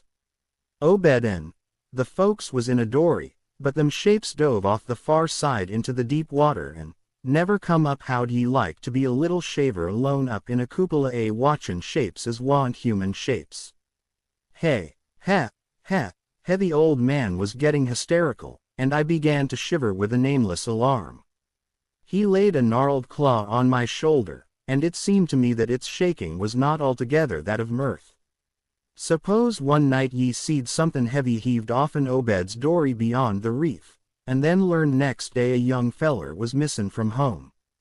Hey, did anybody ever see hide or hair o' Hiram Gilman again? Did they? And Nick Pierce, and Luley Waite, and Adoniram Southwick, and Henry Garrison Hay? Ha, ha, ha, ha shapes talkin' sign language with their hands them as had real hands wall, sir, that was the time Obed begun to get on his feet again. Folks see his 3 darters a-wearin' gold-like things as nobody'd never see on 'em afore, and smoke stared comin' o' the refinery chimbly. Other folks was prosperin', too. Fish begun to swarm into the harbor fit to kill, and heaven knows what sized cargoes we begun to ship to Newburyport, Arkham, and Boston. 'Twas then Obed got the old branch railroad put through. Some Kingsport fishermen heerd about the ketch and come up in sloops, but they was all lost. Nobody never see 'em again, and jest then our folk organized the esoteric order 0 Feet Dagon, and bought Masonic hull off'n Calvary Commandery for it. Ha, ha, ha. Matt Elliott was a Mason and agin the sellin', but he dropped o' sight jest then. Remember, I ain't sayin' Obed was set on heaven, things jest like they was on that Connaughey Isle. I done think he aimed at fust to do no mixin', nor raise no young'uns to take to the water and turn into fishes with eternal life. He wanted them gold things, and was willin' to pay heavy, and I guess the others was satisfied fair a while. Come in 46 the town done some lookin' and thinkin' fair itself. Too many folks missin'. Too much wild preachin' at meetin' of a Sunday. Too much talk about that reef. I guess I done a bit by tellin' Selectman Mowry what I see from the cupola. They was a party one night as follered Obed's crowd to the reef, and I heerd shots betwixt the dories. Next day Obed and 32 others was in jail, with everybody wonderin' jest what was afoot and jest what charge agin 'em cud he got to Holt. God, ef anybody'd looked ahead a couple o' weeks later, when nothin' had been throwed into the seafair that long Zodic was showing signs of fright and exhaustion, and I let him keep silence for a while, though glancing apprehensively at my watch. The tide had turned and was coming in now, and the sound of the waves seemed to arouse him. I was glad of that tide, for at high water the fishy smell might not be so bad. Again I strained to catch his whispers. That awful night I seed 'em. I was up in the cupola, hordes of 'em, swarms of 'em all over the reef and swimmin' up the harbor into the Manaxet. God, what happened in the streets of Innsmouth that night? They rattled our door, but Pa wouldn't open. Then he clumb to the kitchen winder with his musket to find Selectman Mowry and see what he could do. Mounds o' the dead and the dyin', shots and screams shoutin' in Ol Square and Town Square and New Church Green. Jail throwed open proclamation treason, called it the plague when folks come in and found half our people missin'. Nobody left but them as Gene in with Obed and them things, or else keep quiet. Never heard o' my pa no more. The old man was panting and perspiring profusely. His grip on my shoulder tightened. Everything cleaned up in the mornin', but they was traces. Obed he kinder takes charge and says things is goin' to be changed. Others'll worship with us at meetin' time, and sartin houses has got to entertain guests they wanted to mix like they done with the Connaughey's, and he for one didn't feel bound to stop 'em. Far gone was Obed, jest like a crazy man on the subject. He says they brung us fish and treasure, and should hev what they hankered after. Nothin' was to be different on the outside. Only we was to keep shy o' strangers ef we knowed what was good for us. We all had to take the oath o' Dagon, and later on they was Seacon, and third oaths that some o' us took. Them as ood help special, ood get special rewards. Golden, sec. No use balkin. Fair they was millions of 'em down thar. They'd ruther not start risin', and wipin' humankind. But ef they was gave away and forced to, they could do a lot toward jest that. We didn't hev them old charms to cut 'em off like folks in the South Sea did, and them Conakies wouldn't never give away their secrets. Yield up enough sacrifices and savage knick-knacks and harborage in the town when they wanted it, and they'd let well enough alone. Wouldn't bother no strangers as might bear tales outside. That is, with out they got pryin'. All in the band of the faithful. Order 0 feet Dagon. And the children should never die, but go back to the mother Hydra and Father Dagon what we all come from ONCT Ea. Cthulhu Fatagan. Finglu Mglwanoff Cthulhu Relia WGAH Nagel FHTAGA. Old Zodic was fast lapsing into stark raving, and I held my breath. Poor old soul. To what pitiful depths of hallucination had his liquor, plus his hatred of the decay, alienage, and disease around him, brought that fertile, imaginative brain. He began to moan now, and tears were coursing down his channeled checks into the depths of his beard. God, what I seen sankt I was 15 old. Mean tekel a parson. The folks as was missin', and them as kilt theirselves. Them as told things in Arkham or Ipswich or sec places was all called crazy, like you're callin' me right now. But God, what I seen. They'd a kilt me long ago fair. What I know, only I'd took the fust and Seacon. Oathso dago off an Obed, so was protected unlessin a jury of 'em proved I told things knowin' and deliberate but I wouldn't take the third oath. I'd a died ruther and take that. It got wuss around Civil War time, when children born sankt, 46 begun to grow up. Some 'em, that is. I was afeard. Never did no pryin' arter that awful night, and never see one o' them. Clost in all my life. That is, never no full-blooded one. I went to the war, and if I'd a had any guts or sense I'd a never come back, but settled away from here. But folks wrote me things wa'n't so bad. That, I suppose, was because gov'ment draft men was in town arter 63. Arter the war it was jest as bad again. People begun to fall off. Mills and shops shet down. Shippin' stopped and the harbor choked up. Railroad give up. But they never stopped swimmin' in an the river from that cursed reef o' Satan. And more attic winders got boarded up, and more noises was heard in houses as wa'n't supposed to hev nobody in 'em folks outside hev their stories about us. Suppose you've heard a plenty on 'em, seein' what questions ye asked. Stories about things they've seed now and then, and about that queer jewelry as still comes in from somewheres and ain't quite all melted up.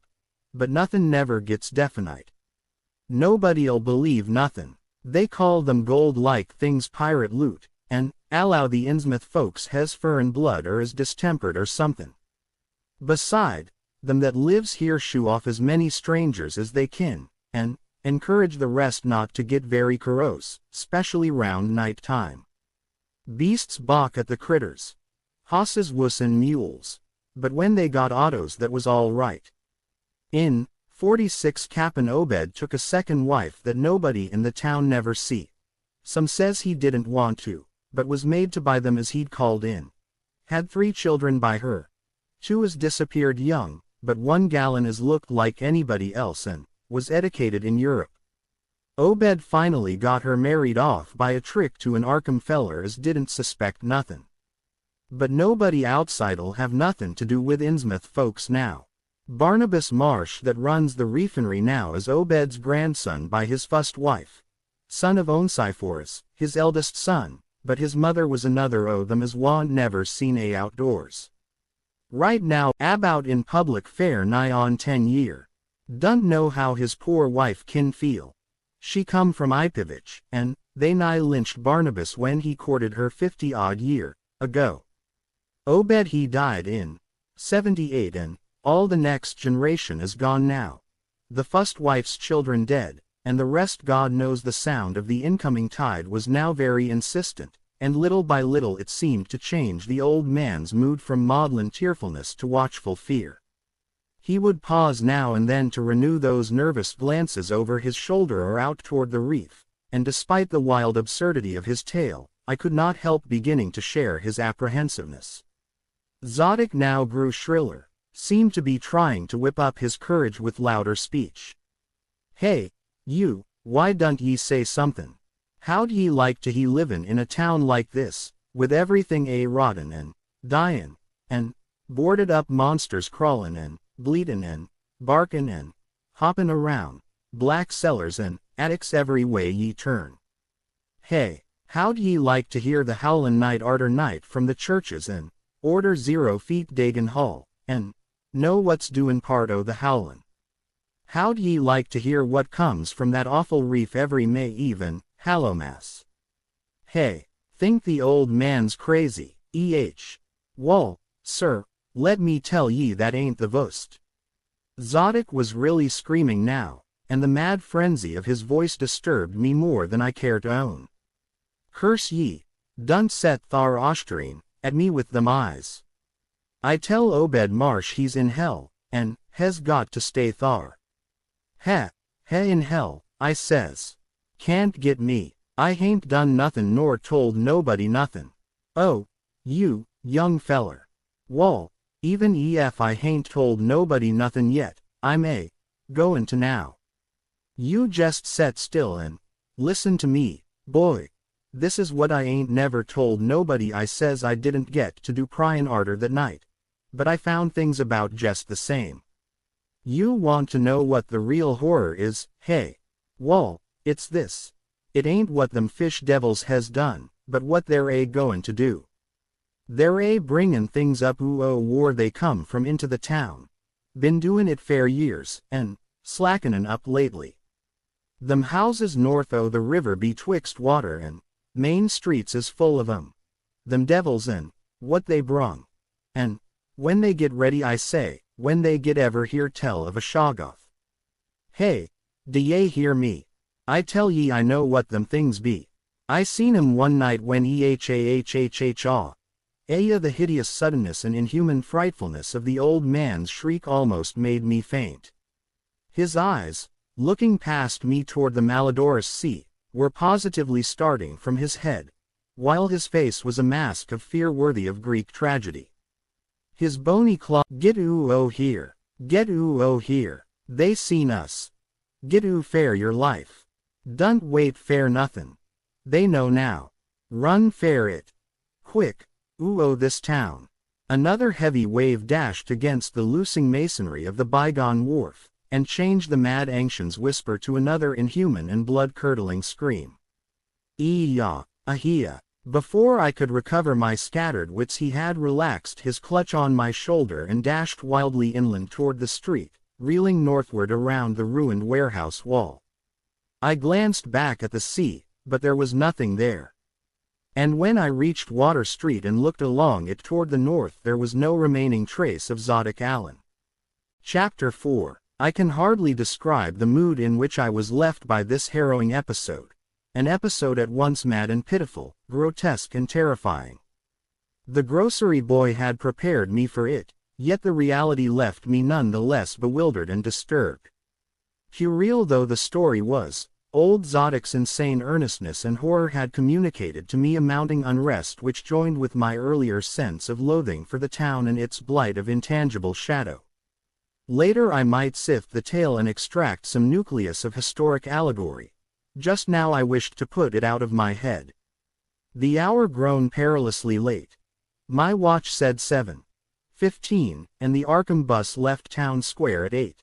So I tried to give my thoughts as neutral and practical a cast as possible, meanwhile walking rapidly through the deserted streets of gaping roofs and leaning houses toward the hotel where I had checked my valise and would find my bus.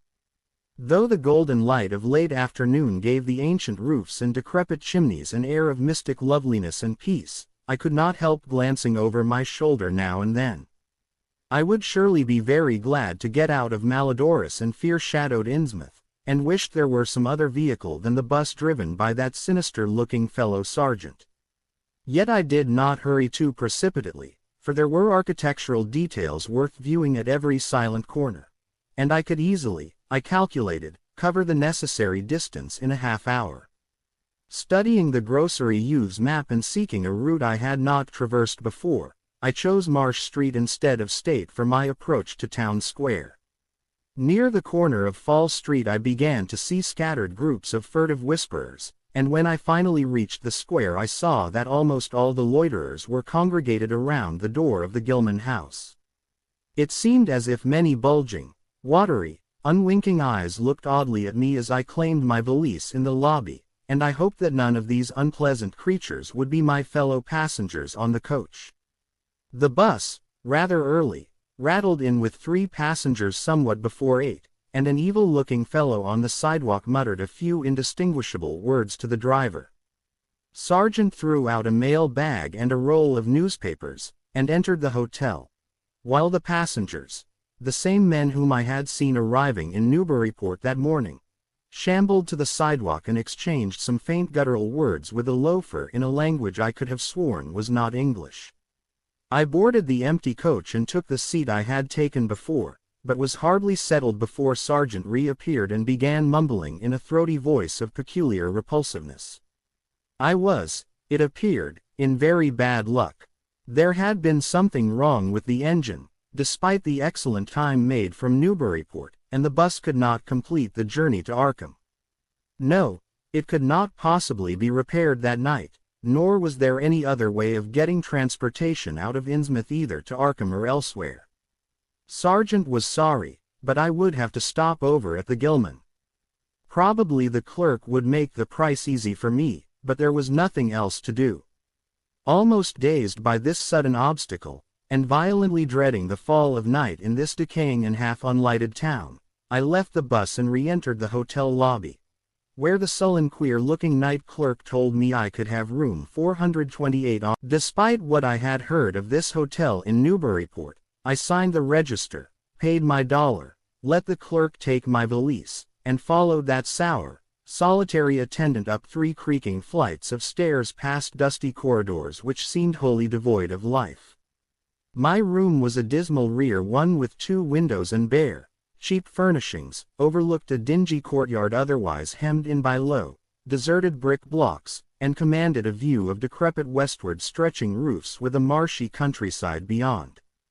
At the end of the corridor was a bathroom, a discouraging relic with ancient marble bowl, tin tub, faint electric light, and musty wooded paneling around all the plumbing fixtures.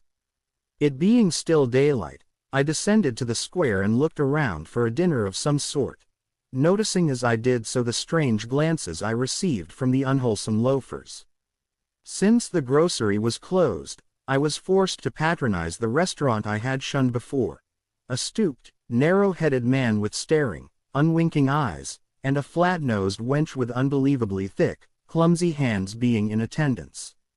The service was all of the counter type, and it relieved me to find that much was evidently served from cans and packages. A bowl of vegetable soup with crackers was enough for me, and I soon headed back for my cheerless room at the Gilman, getting the evening paper and a fly-specked magazine from the avil-visaged clerk at the rickety stand beside his desk.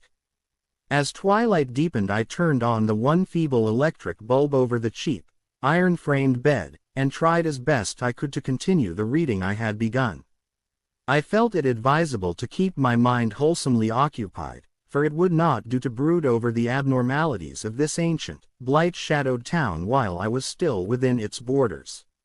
The insane yarn I had heard from the aged drunkard did not promise very pleasant dreams, and I felt I must keep the image of his wild, watery eyes as far as possible from my imagination. Also, I must not dwell on what that factory inspector had told the Newburyport ticket agent about the Gilman house and the voices of its nocturnal tenants. Not on that, nor on the face beneath the tiara in the black church doorway, the face for whose horror my conscious mind could not account. It would perhaps have been easier to keep my thoughts from disturbing topics had the room not been so gruesomely musty. As it was, the lethal mustiness blended hideously with the town's general fishy odor and persistently focused one's fancy on death and decay. Another thing that disturbed me was the absence of a bolt on the door of my room. One had been there, as marks clearly showed, but there were signs of recent removal. No doubt it had been out of order, like so many other things in this decrepit edifice. In my nervousness I looked around and discovered a bolt on the clothes press which seemed to be of the same size, judging from the marks, as the one formerly on the door. To gain a partial relief from the general tension I busied myself by transferring this hardware to the vacant place with the aid of a handy 3-in-1 device including a screwdriver which I kept on my key ring. The bolt fitted perfectly, and I was somewhat relieved when I knew that I could shoot it firmly upon retiring. Not that I had any real apprehension of its need, but that any symbol of security was welcome in an environment of this kind. There were adequate bolts on the 2 lateral doors to connecting rooms, and these I proceeded to unconsciously listening for something which I dreaded but could not name. That inspector's story must have worked on my imagination more deeply than I had suspected. Again I tried to read, but found that I made no progress. After a time I seemed to hear the stairs and corridors creak at intervals as if with footsteps, and wondered if the other rooms were beginning to fill up. There were no voices, however, and it struck me that there was something subtly furtive about the creaking. I did not like it, and debated whether I had better try to sleep at all. This town had some queer people, and there had undoubtedly been several disappearances. Was this one of those inns where travelers were slain for their money? Surely I had no look of excessive prosperity. Or were the townsfolk really so resentful about curious visitors? Had my obvious sightseeing, with its frequent map consultations, aroused unfavorable notice? It occurred to me that I must be in a highly nervous state to let a few random creakings set me off speculating in this fashion, but I regretted none the less that I was unarmed. At length, feeling a fatigue which had nothing of drowsiness in it, I bolted the newly outfitted hall door, turned off the light, and threw myself down on the hard, uneven bed. Coat, collar, shoes, and all. In the darkness every faint noise of the night seemed magnified, and a flood of doubly unpleasant thoughts swept over me.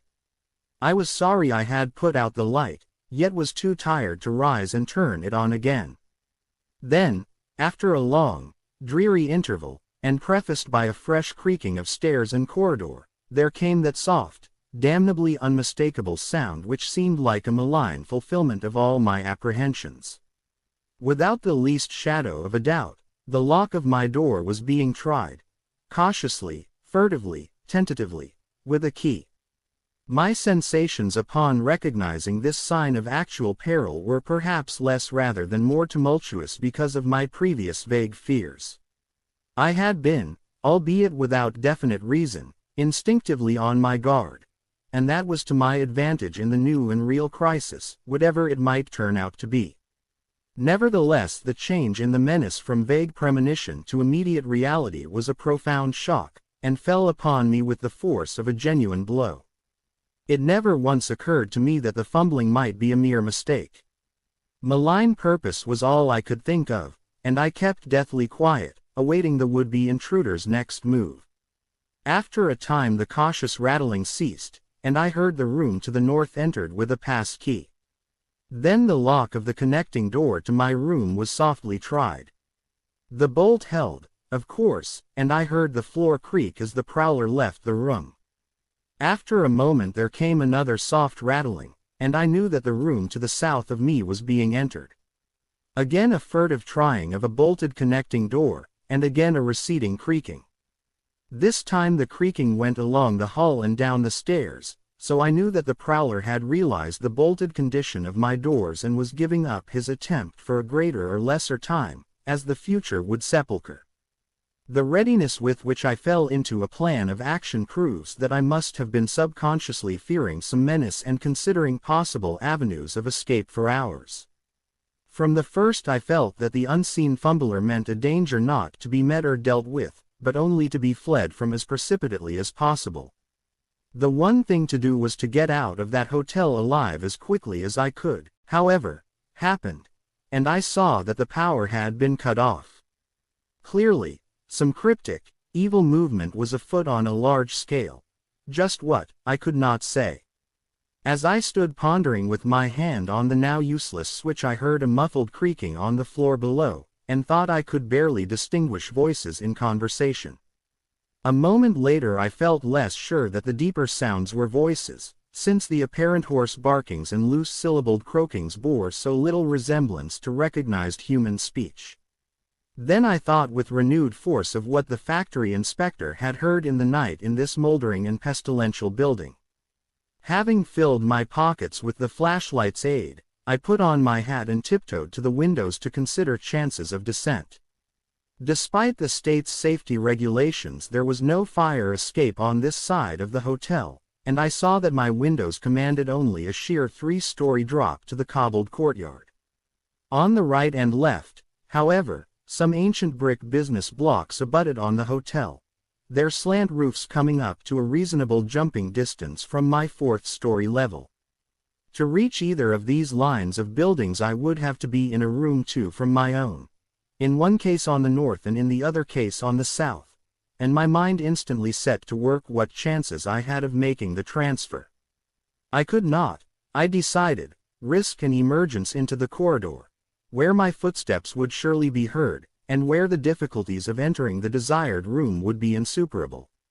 My progress, if it was to be made at all, would have to be through the less solidly built connecting doors of the rooms, the locks and bolts of which I would have to force violently, using my shoulder as a battering ram whenever they were set against me. This, I thought, would be possible owing to the rickety nature of the house and its fixtures, but I realized I could not do it noiselessly.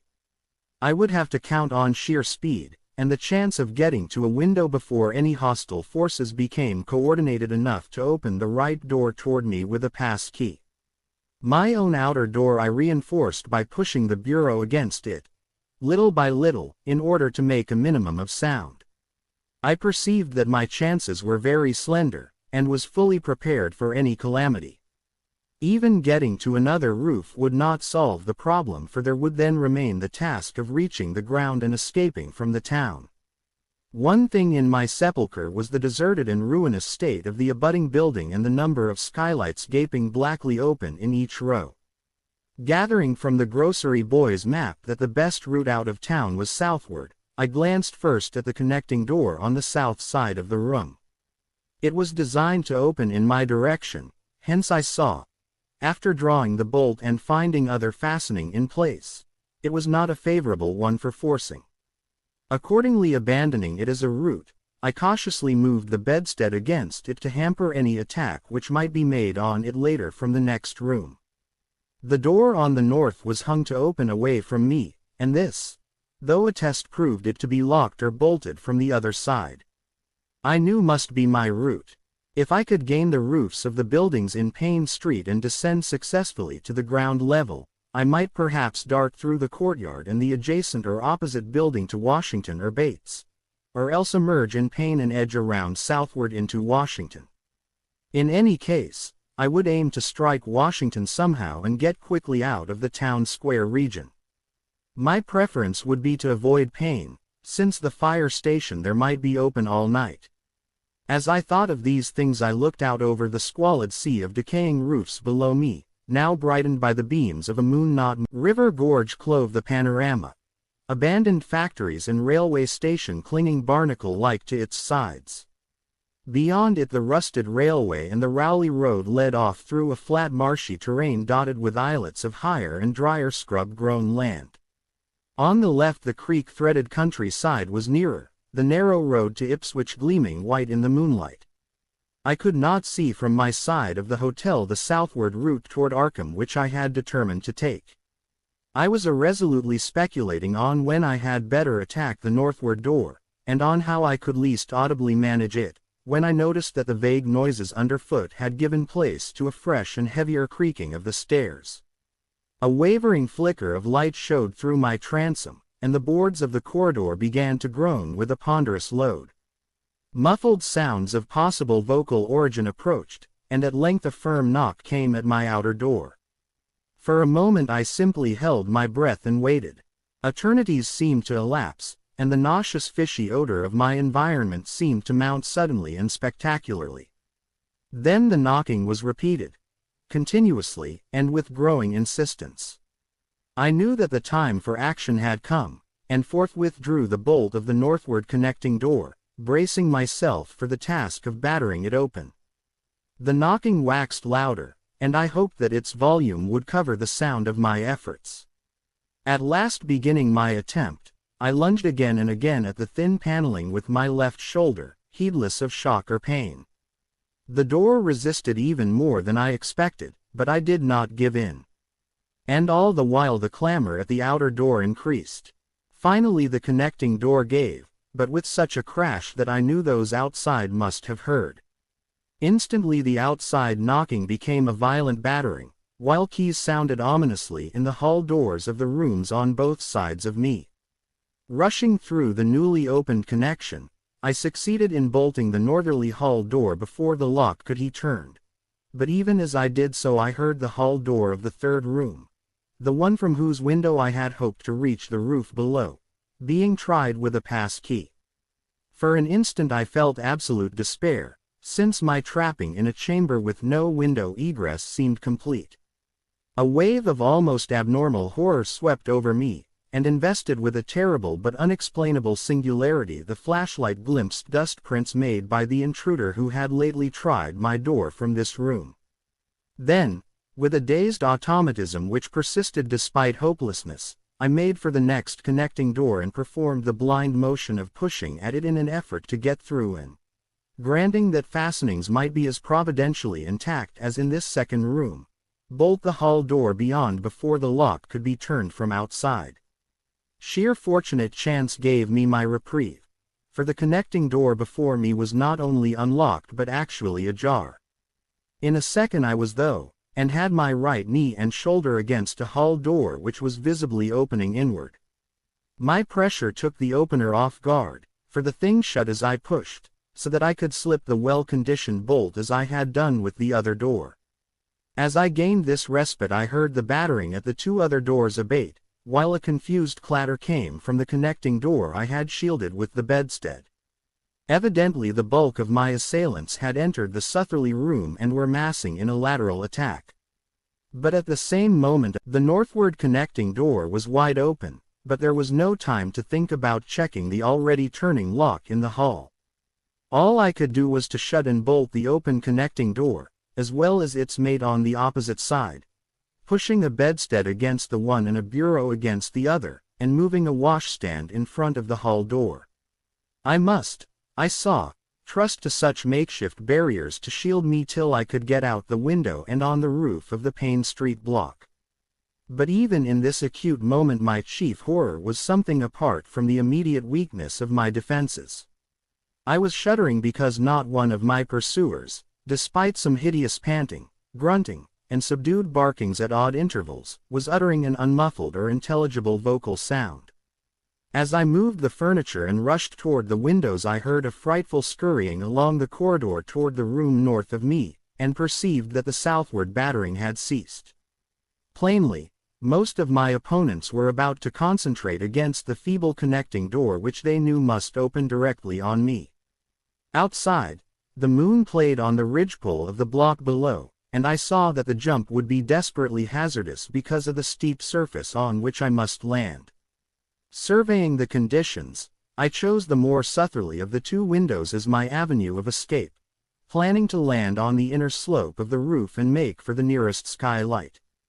Once inside one of the decrepit brick structures I would have to reckon with pursuit, but I hoped to descend and dodge in and out of yawning doorways along the shadowed courtyard, eventually getting to Washington Street and slipping out of town toward the south. The clatter at the northerly connecting door was now terrific, and I saw that the weak paneling was beginning to splinter. Obviously, the besiegers had brought some ponderous object into play as a battering ram. The bedstead, however, still held firm, so that I had at least a faint chance of making good my escape.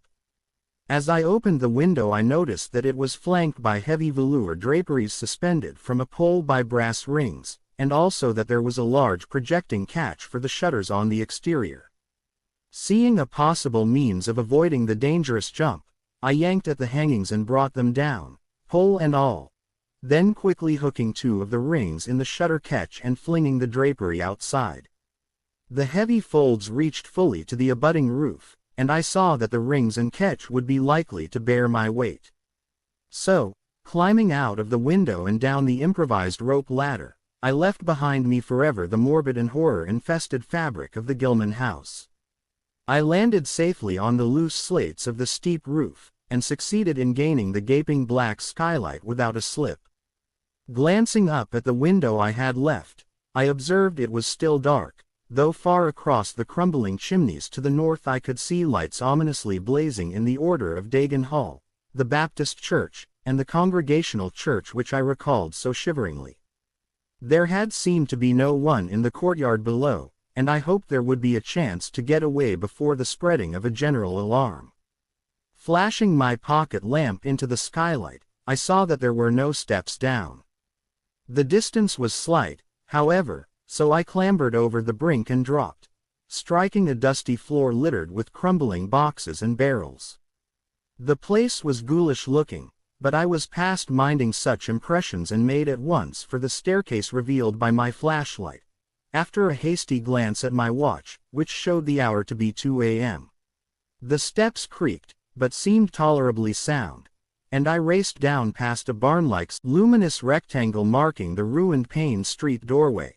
Heading the other way, I found the back door also open, and darted out and down 5 stone steps to the grass-grown cobblestones of the courtyard. The moonbeams did not reach down here, but I could just see my way about without using the flashlight. Some of the windows on the Gilman house side were faintly glowing, and I thought I heard confused sounds within. Walking softly over to the Washington Street side, I perceived several open doorways, and chose the nearest as my route out. The hallway inside was black, and when I reached the opposite end I saw that the street door was wedged immovably shut. Resolved to try another building, I groped my way back toward the courtyard, but stopped short when close to the doorway. For out of an opened door in the Gilman house a large crowd of doubtful shapes was pouring, lanterns bobbing in the darkness, and horrible croaking voices exchanging low cries in what was certainly not English. The figures moved uncertainly, and I realized to my relief that they did not know where I had gone, but for all that they sent a shiver of horror through my frame. Their features were indistinguishable, but their crouching, shambling gait was abominably repellent. And worst of all, I perceived that one figure was strangely robed, and unmistakably surmounted by a tall tiara of a design altogether too familiar. As the figures spread throughout the courtyard, I felt my fears increase. Suppose I could find no egress from this building on the street side. The fishy odor was detestable, and I wondered I could stand it without fainting. Again groping toward the street, I opened a door off the hall and came upon an empty room with closely shuttered but sashless windows.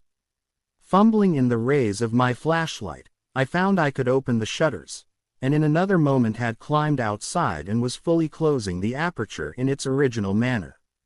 I was now in Washington Street, and for the moment saw no living thing nor any light save that of the moon. From several directions in the distance, however, I could hear the sound of hoarse voices, of footsteps, and of a curious kind of pattering which did not sound quite like footsteps. Plainly I had no time to lose. The points of the compass were clear to me, and I was glad that all the street lights were turned off, as is often the custom on strongly moonlit nights in prosperous rural regions. Some of the sounds came from the south, yet I retained my design of escaping in that direction. There would, I knew, be plenty of deserted doorways to shelter me in case I met any person or group who looked like pursuers. I walked rapidly, softly, and close to the ruined houses. While hatless and disheveled after my arduous climb, I did not look especially noticeable, and stood a good chance of passing unheeded if forced to encounter any casual wayfarer. At Bates Street I drew into a yawning vestibule while 2 shambling figures crossed in front of me, but was soon on my way again and approaching the open space where Elliott Street obliquely crosses Washington at the intersection of South. Though I had never seen this space, It had looked dangerous to me on the grocery youth's map, since the moonlight would have free play there. There was no use trying to evade it, for any alternative course would involve detours of possibly disastrous visibility and delaying effect. The only thing to do was to cross it boldly and openly, imitating the typical shamble of the INNSMOUTH folk as best I could, and trusting that no one, or at least no pursuer of mine, would be there. Just how fully the pursuit was organized, and indeed, just what its purpose might be. News of my escape from the Gilman had not yet spread. I would, of course, soon have to shift from Washington to some other southward street, for that party from the hotel would doubtless be after me. I must have left dust prints in that last old building, revealing how I had gained the street. The open space was, as I had expected, strongly moonlit, and I saw the remains of a park-like, iron-railed green in its center. Fortunately no one was about, though a curious sort of buzz or roar seemed to be increasing in the direction of Town Square. South Street was very wide, leading directly down a slight declivity to the waterfront and commanding a long view out to sea, and I hoped that no one would be glancing up it from afar as I crossed in the bright moonlight. My progress was unimpeded, and no fresh sound arose to hint that I had been spied.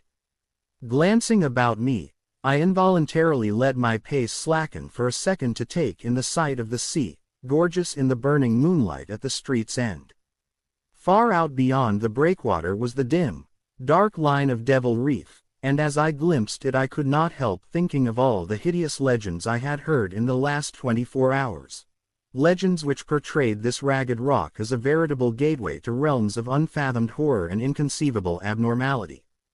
Then, without warning, I saw the intermittent flashes of light on the distant reef. They were definite and unmistakable, and awaked in my mind a blind horror beyond all rational proportion. My muscles tightened for panic flight, held in only by a certain unconscious caution and half-hypnotic fascination. And to make matters worse, there now flashed forth from the lofty cupola of the Gilman house, which loomed up to the northeast behind me, a series of analogous though differently spaced gleams which could be nothing less than an answering signal. Controlling my muscles, and realizing afresh how plainly visible I was, I resumed my brisker and faintly shambling pace, though keeping my eyes on that hellish and ominous reef as long as the opening of South Street gave me a seaward view. What the whole proceeding meant, I could not imagine, unless it involved some strange rite connected with Devil Reef, or unless some party had landed from a ship on that sinister rock. I now bent to the left around the ruinous green, still gazing toward the ocean as it blazed in the spectral summer moonlight, and watching the cryptical flashing of those nameless, unexplainable beacons.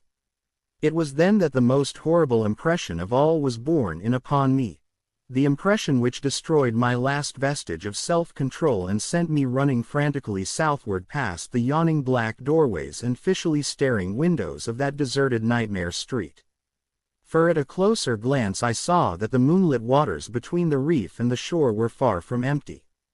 They were alive with a teeming horde of shapes swimming inward toward the town, and even at my vast distance and in my single moment of perception I could tell that the bobbing heads and flailing arms were alien and aberrant in a way scarcely to be expressed or consciously formulated. My frantic running ceased before I had covered a block, for at my left I began to hear something like the hue and cry of organized pursuit. There were footsteps and guttural sounds, and a rattling motor wheezed south along Federal Street. In a second all my plans were utterly changed, for if the southward highway were blocked ahead of me, I must clearly find another egress from INNSMOUTH. I paused and drew into a gaping doorway, reflecting how lucky I was to have left the moonlit open space before these pursuers came down the parallel street. A second reflection was less comforting. Since the pursuit was down another street, it was plain that the party was not following me directly. It had not seen me, but was simply obeying a general plan of cutting off my escape. This, however, implied that all roads leading out of INNSMOUTH were similarly patrolled, for the people could not have known what route I intended to take. If this were so, I would have to make my retreat across country away from any road. But how could I do that in view of the marshy and creek-riddled nature of all the surrounding region? For a moment my brain reeled, both from sheer hopelessness and from a rapid increase in the omnipresent fishy odor. Then I thought of the abandoned railway to Rowley, whose solid line of ballasted, weed-grown earth still stretched off to the northwest from the crumbling station on the edge at the river gorge. There was just a chance that the townsfolk would not think of that, since its briar-choked desertion made it half impassable, and the unlikeliest of all avenues for a fugitive to choose. I had seen it clearly from my hotel window and knew about how it lay. Most of its earlier length was uncomfortably visible from the Rowley Road, and from high places in the town itself, but one could perhaps crawl inconspicuously through the undergrowth. At any rate, it would form my only chance of deliverance, and there was nothing to do but try it. Drawing inside the hall of my deserted shelter, I once more consulted the grocery boy's map with the aid of the flashlight. The immediate problem was how to reach the ancient railway, and I now saw that the safest course was ahead to Babson Street, then west to Lafayette, there edging around but not crossing an open space homologous to the one I had traversed, and subsequently back northward and westward in a zigzagging line through Lafayette, Bates, Adam, and Bank Streets, the latter skirting the river gorge, to the abandoned and dilapidated station I had seen from my window. My reason for going ahead to Babson was that I wished neither to recross the earlier open space nor to begin my westward course along a cross street as broad as south. Starting once more, I crossed the street to the right-hand side in order to edge around into Babson as inconspicuously as possible. Noises still continued in Federal Street, and as I glanced behind me I thought I saw a gleam of light near the building through which I had escaped. Anxious to leave Washington Street, I broke into a quiet dog trot, trusting to luck not to encounter any observing eye. Next the corner of Babson Street I saw to my alarm that one of the houses was still inhabited, as attested by curtains at the window, but there were no lights within, and I passed it without disaster. In Babson Street, which crossed Federal and might thus reveal me to the searchers, I clung as closely as possible to the sagging, uneven buildings, twice pausing in a doorway as the noises behind me momentarily increased. The open space ahead shone wide and desolate under the moon, but my route would not force me to cross it. During my second pause I began to detect a fresh distribution of vague sounds, and upon looking cautiously out from cover beheld a motor car darting across the open space, bound outward along Elliott Street, which there intersects both Babson and Lafayette. As I watched, choked by a sudden rise in the fishy odor after a short abatement, I saw a band of uncouth, crouching shapes loping and shambling in the same direction, and knew that this must be the party guarding the Ipswich Road, since that highway forms an extension of Elliott Street. Two of the figures I glimpsed were in voluminous robes, and one wore a peaked diadem which glistened whitely in the moonlight. The gait of this figure was so odd that it sent a chill through me, for it seemed to me the creature was almost hopping. When the last of the band was out of sight I resumed my progress, darting around the corner into Lafayette Street, and crossing Elliott very hurriedly lest stragglers of the party be still advancing along that thoroughfare. I did hear some croaking and clattering sounds far off toward Town Square, but accomplished the passage without disaster.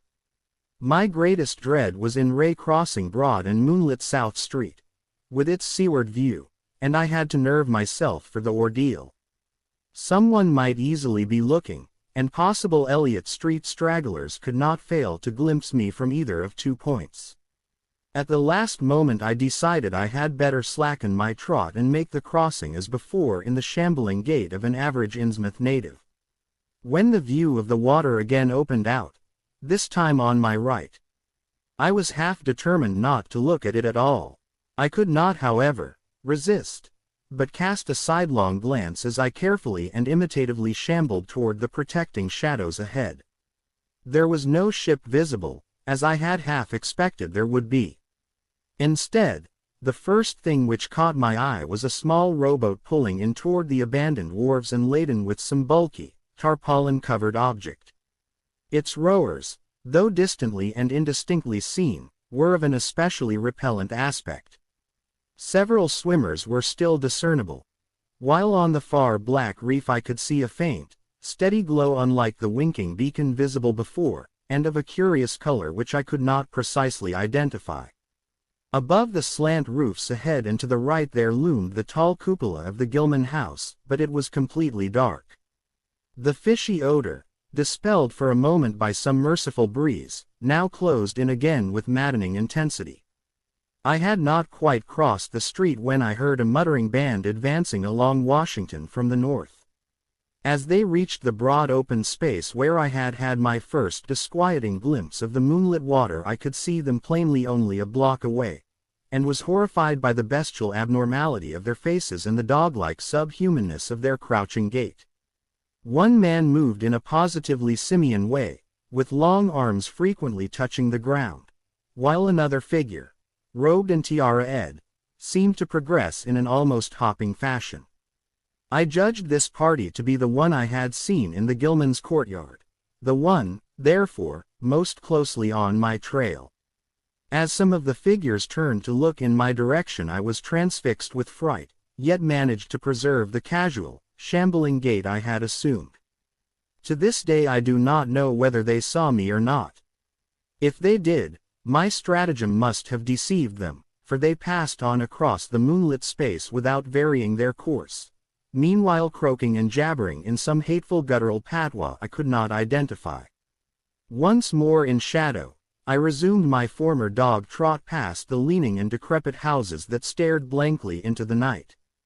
Having crossed to the western sidewalk, I rounded the nearest corner into Bates Street, where I kept close to the buildings on the southern side. No one was stirring in that dead street beside the river gorge, and the roar of the waterfalls quite drowned my footsteps.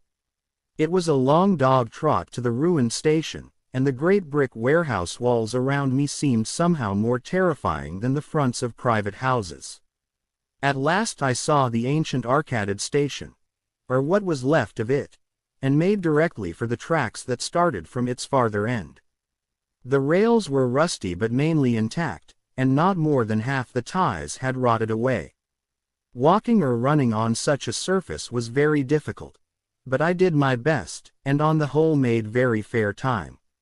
For some distance the line kept on along the gorge's brink, but at length I reached the long covered bridge where it crossed the chasm at a dizzying height. The condition of this bridge would determine my next step. If humanly possible, I would use it. If not, L would have to risk more street wandering and take the nearest intact highway bridge. The vast, barn-like length of the old bridge gleamed spectrally in the moonlight, and I saw that the ties were safe for at least a few feet within. Entering, I began to use my flashlight, and was almost knocked down by the cloud of bats that flapped past me. About halfway across there was a perilous gap in the ties which I feared for a moment would halt me, but in the end I risked a desperate jump which fortunately succeeded. I was glad to see the moonlight again when I emerged from that macabre tunnel. The old tracks crossed River Street at grade, and at once veered off into a region increasingly rural and with less and less of INNSMOUTH's abhorrent fishy odor. Here the dense growth of weeds and briars hindered me and cruelly tore at my clothes, but I was none the less glad that they were there to give me concealment in case of peril. I knew that much of my route must be visible from the Rowley Road. The marshy region began very abruptly, with the single track on a low, grassy embankment where the weedy growth was somewhat thinner. Then came a sort of island of higher ground, where the line passed through a shallow open cut choked with bushes and brambles. I was very glad of this partial shelter, since at this point the Rowley Road was uncomfortably near according to my window view. At the end of the cut it would cross the track and swerve off to a safer distance, but meanwhile I must be exceedingly careful. I was by this time thankfully certain that the railway itself was not patrolled. Just before entering the cut I glanced behind me, but saw no pursuer. The ancient spires and roofs of decaying Innsmouth gleamed lovely and ethereal in the magic yellow moonlight, and I thought of how they must have looked in the old days before the shadow fell. Then, as my gaze circled inland from the town, something less tranquil arrested my notice and held me immobile for a second. What I saw, or fancied I saw, was a disturbing suggestion of undulant motion far to the south, a suggestion which made me conclude that a very large horde must be pouring out of the city along the level Ipswich road. The distance was great and I could distinguish nothing in detail, but I did not at all like the look of that moving column. It undulated too much, and glistened too brightly in the rays of the now westering moon. There was a suggestion of sound, too, though the wind was blowing the other way, a suggestion of bestial scraping and bellowing even worse than the muttering of the parties I had lately overheard. All sorts of unpleasant conjectures crossed my mind. I thought of those very extreme thought, too, of those nameless swimmers I had seen. Counting the parties so far glimpsed, as well as those presumably covering other roads, the number of my pursuers must be strangely large for a town as depopulated as Innsmouth. Whence could come the dense personnel of such a column as I now beheld? Did those ancient, unplumbed warrens teem with a twisted, uncatalogued, and unsuspected life? Or had some unseen ship indeed landed a legion of unknown outsiders on that hellish reef? Who were they? Why were they here? And if such a column of them was scouring the Ipswich road, would the patrols on the other roads be likewise augmented? I had entered the brush-grown cut and was struggling along at a very slow pace when that damnable fishy odor again waxed dominant. Had the wind suddenly changed eastward, so that it blew in from the sea and over the town? It must have, I concluded, since I now began to hear shocking guttural murmurs from that hitherto silent direction. There was another sound, too, a kind of wholesale, colossal flopping or pattering which somehow called up images of the most detestable sort. It made me think illogically of that unpleasantly undulating column on the far-off Ipswich road. And then both stench and sounds grew stronger, so that I paused shivering and grateful for the cut's protection. It was here, I recalled, that the Rowley road drew so close to the old railway before crossing westward and diverging. Something was coming along that road, and I must lie low till its passage and vanishment in the distance. Thank heaven these creatures employed no dogs for tracking, though perhaps that would have been impossible amidst the omnipresent regional odor. Crouched in the bushes of that sandy cleft I felt reasonably safe, even though I knew the searchers would have to cross the track in front of me not much more than 100 yards away. I would be able to see them, but they could not, except by a malign miracle, see me. All at once I began dreading to look at them as they passed. I saw the close moonlit space where they would surge by, and had curious thoughts about the irredeemable pollution of that space. They would perhaps be the worst of all Innsmouth types, something one would not care to remember. The stench waxed overpowering, and the noises swelled to a bestial babble of croaking, baying and barking without the least suggestion of human speech. Were these indeed the voices of my pursuers? Did they have dogs after all? So far I had seen none of the lower animals in Innsmouth. That flopping or pattering was monstrous. I could not look upon the degenerate creatures responsible for it. I would keep my eyes shut till the sound receded toward the west. The horde was very close now, airfoul with their hoarse snarlings, and the ground almost shaking with their alien rhythmed footfalls. My breath nearly ceased to come, and I put every ounce of willpower into the task of holding my eyelids down. I am not even yet willing to say whether what followed was a hideous actuality or only a nightmare hallucination. The later action of the government, after my frantic appeals, would tend to confirm it as a monstrous truth. But could not an hallucination have been repeated under the quasi-hypnotic spell of that ancient, haunted, and shadowed town? Such places have strange properties, and the legacy of insane legend might well have acted on more than one human imagination amidst those dead, stench-cursed streets and huddles of rotting roofs and crumbling steeples. Is it not possible that the germ of an actual contagious madness lurks in the depths of that shadow over Innsmouth? Who can be sure of reality after hearing things like the tale of old Zodic Allen? The government men never found poor Zodic, and have no conjectures to make as to what became of him. Where does madness leave off and reality begin? Is it possible that even my latest fear is sheer delusion? But I must try to tell what I thought I saw that night under the mocking yellow moon. Saw surging and hopping down the Rowley Road in plain sight in front of me as I crouched among the wild brambles of that desolate railway cut. Of course my resolution to keep my eyes shut had failed. It was foredoomed to failure. For who could crouch blindly while a legion of croaking, baying entities of unknown source flopped noisomely past, scarcely more than 100 yards away? I thought I was prepared for the worst, and I really ought to have been prepared considering what I had seen before. My other pursuers had been accursedly abnormal. So should I not have been ready to face a strengthening of the abnormal element? To look upon forms in which there was no mixture of the normal at all? I did not open my eyes until the raucous clamor came loudly from a point obviously straight ahead. Then I knew that a long section of them must be plainly in sight where the sides of the cut flattened out and the road crossed the track, and I could no longer keep myself from sampling whatever honor that leering yellow moon might have to sepulchre. It was the end, for whatever remains to me of life on the surface of this earth, of every vestige of mental peace and confidence in the integrity of nature and of the human mind. Nothing that I could have imagined, nothing, even, that I could have gathered had I credited old Zodic's crazy tale in the most literal way, would be in any way comparable to the demoniac, blasphemous reality that I saw, or believe I saw. I have tried to hint what it was in order to postpone the horror of writing it down baldly. Can it be possible that this planet has actually spawned such things? That human eyes have truly seen, as objective flesh, what man has hitherto known only in febrile fantasy and tenuous legend? And yet I saw them in a limitless stream, flopping, hopping, croaking, bleating, urging inhumanly through the spectral moonlight in a grotesque, malignant saraband of fantastic nightmare. And some of them had tall tiaras of that nameless whitish gold metal, and some were strangely robed, and one, who led the way, was clad in a ghoulishly humped black coat and striped trousers, and had a man's felt hat perched on the shapeless thing that answered for a head. I think their predominant color was a grayish green, though they had white bellies.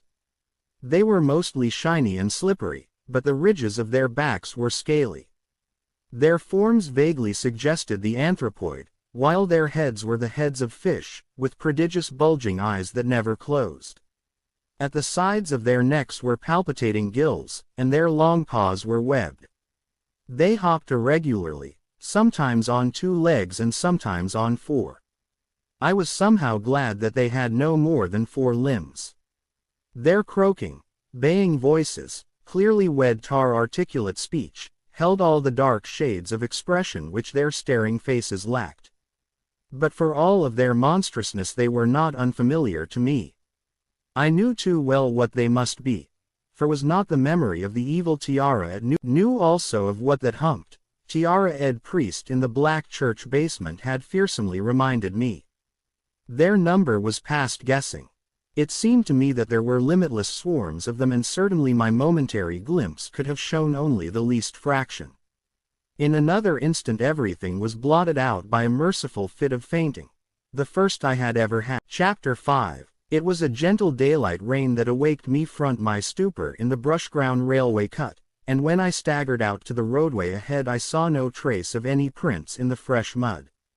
The fishy odor, too, was gone. Innsmouth's ruined roofs and toppling steeples loomed up grayly toward the southeast, but not a living creature did I spy in all the desolate salt marshes around. My watch was still going, and told me that the hour was past noon. The reality of what I had been through was highly uncertain in my mind, but I felt that something hideous lay in the background. I must get away from evil-shadowed Innsmouth, and accordingly I began to test my cramped, wearied powers of locomotion. Despite weakness, hunger, horror, and bewilderment I found myself after a time able to walk, so started slowly along the muddy road to Rowley. Before evening I was in village, getting a meal and providing myself with presentable cloths. I caught the night train to Arkham, and the next day talked long and earnestly with government officials there, a process I later repeated in Boston.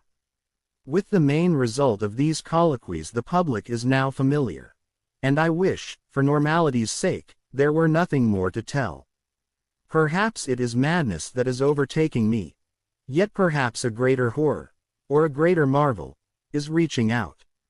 As may well be imagined, I gave up most of the foreplan features of the rest of my tour, the scenic, architectural, and antiquarian diversions on which I had counted so heavily.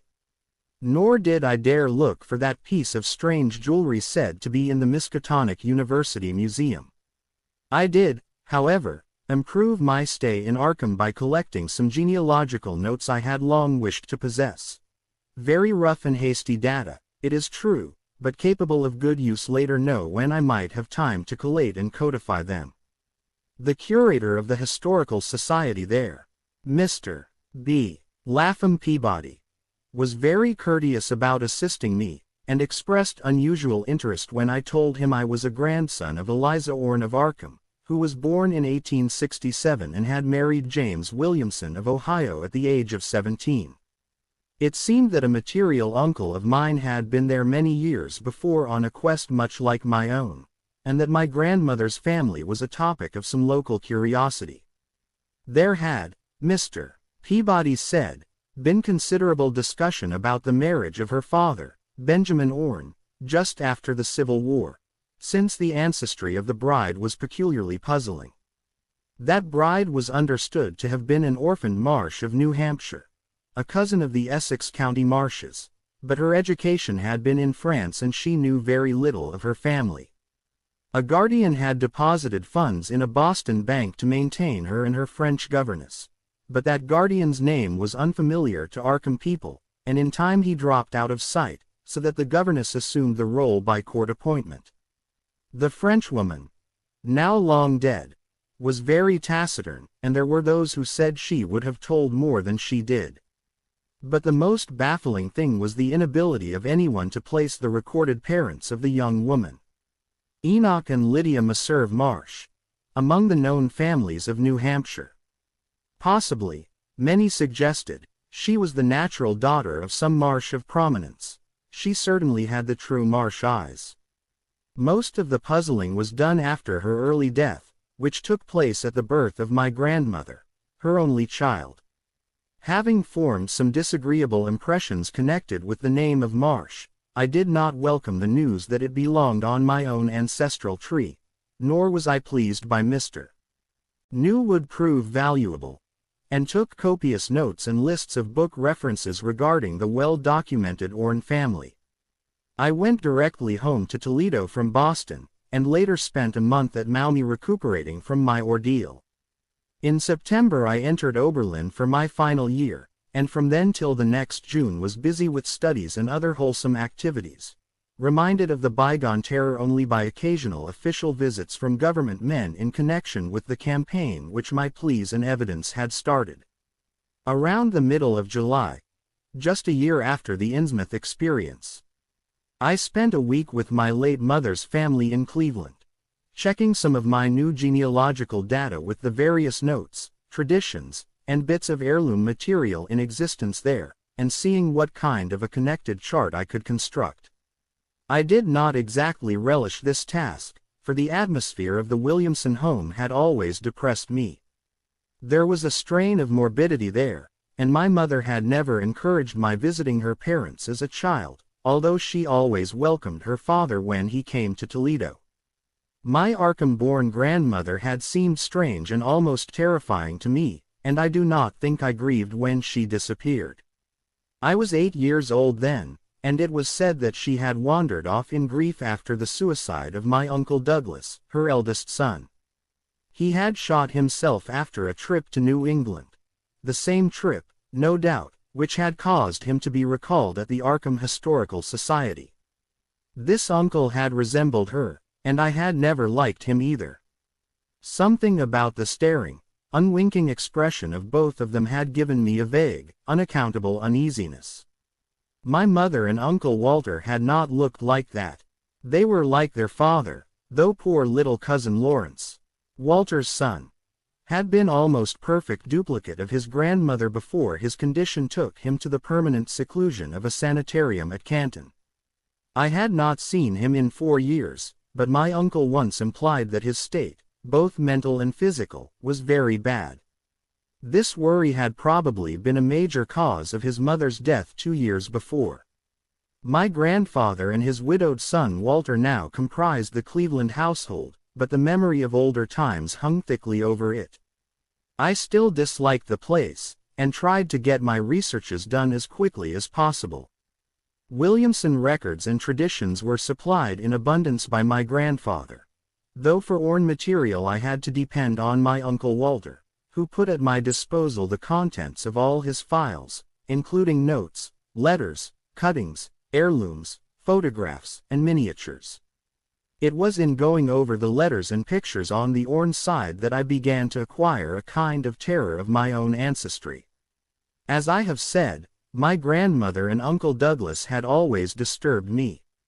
Now, years after their passing, I gazed at their pictured faces with a measurably heightened feeling of repulsion and alienation.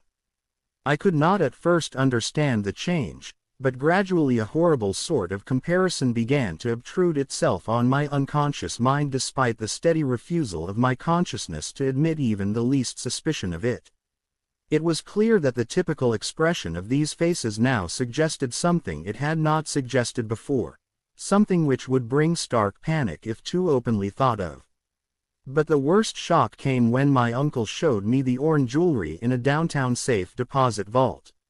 Some of the items were delicate and inspiring enough, but there was one box of strange old pieces descended from my mysterious great-grandmother which my uncle was almost reluctant to produce. They were design, and had never to his knowledge been publicly worn, though my grandmother used to enjoy looking at them. Vague legends of bad luck clustered around them, and my great-grandmother's French governess had said they ought not to be worn in New England, though it would be quite safe to wear them in Europe. As my uncle began slowly and grudgingly to unwrap the things, he urged me not to be shocked by the strangeness and frequent hideousness of the designs. Artists and archaeologists who had seen them pronounced their workmanship superlatively and exotically exquisite, though no one seemed able to define their exact material or assign them to any specific art tradition. There were 2 armlets, a tiara, and a kind of pectoral, the latter having in high relief certain figures of almost unbearable extravagance. During this description I had kept a tight rein on my emotions, but my face must have betrayed my mounting fears. My uncle looked concerned, and paused in his unwrapping to study my countenance. I motioned to him to continue, which he did with renewed signs of reluctance. He seemed to expect some demonstration when the first piece, the tiara, became visible, but I doubt if he expected quite what actually happened. I did not expect it, either, for I thought I was thoroughly forewarned regarding what the jewelry would turn out to be.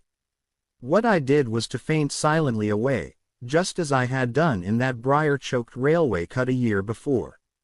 From that day on my life has been a nightmare of brooding and apprehension, nor do I know how much is hideous truth and how much madness.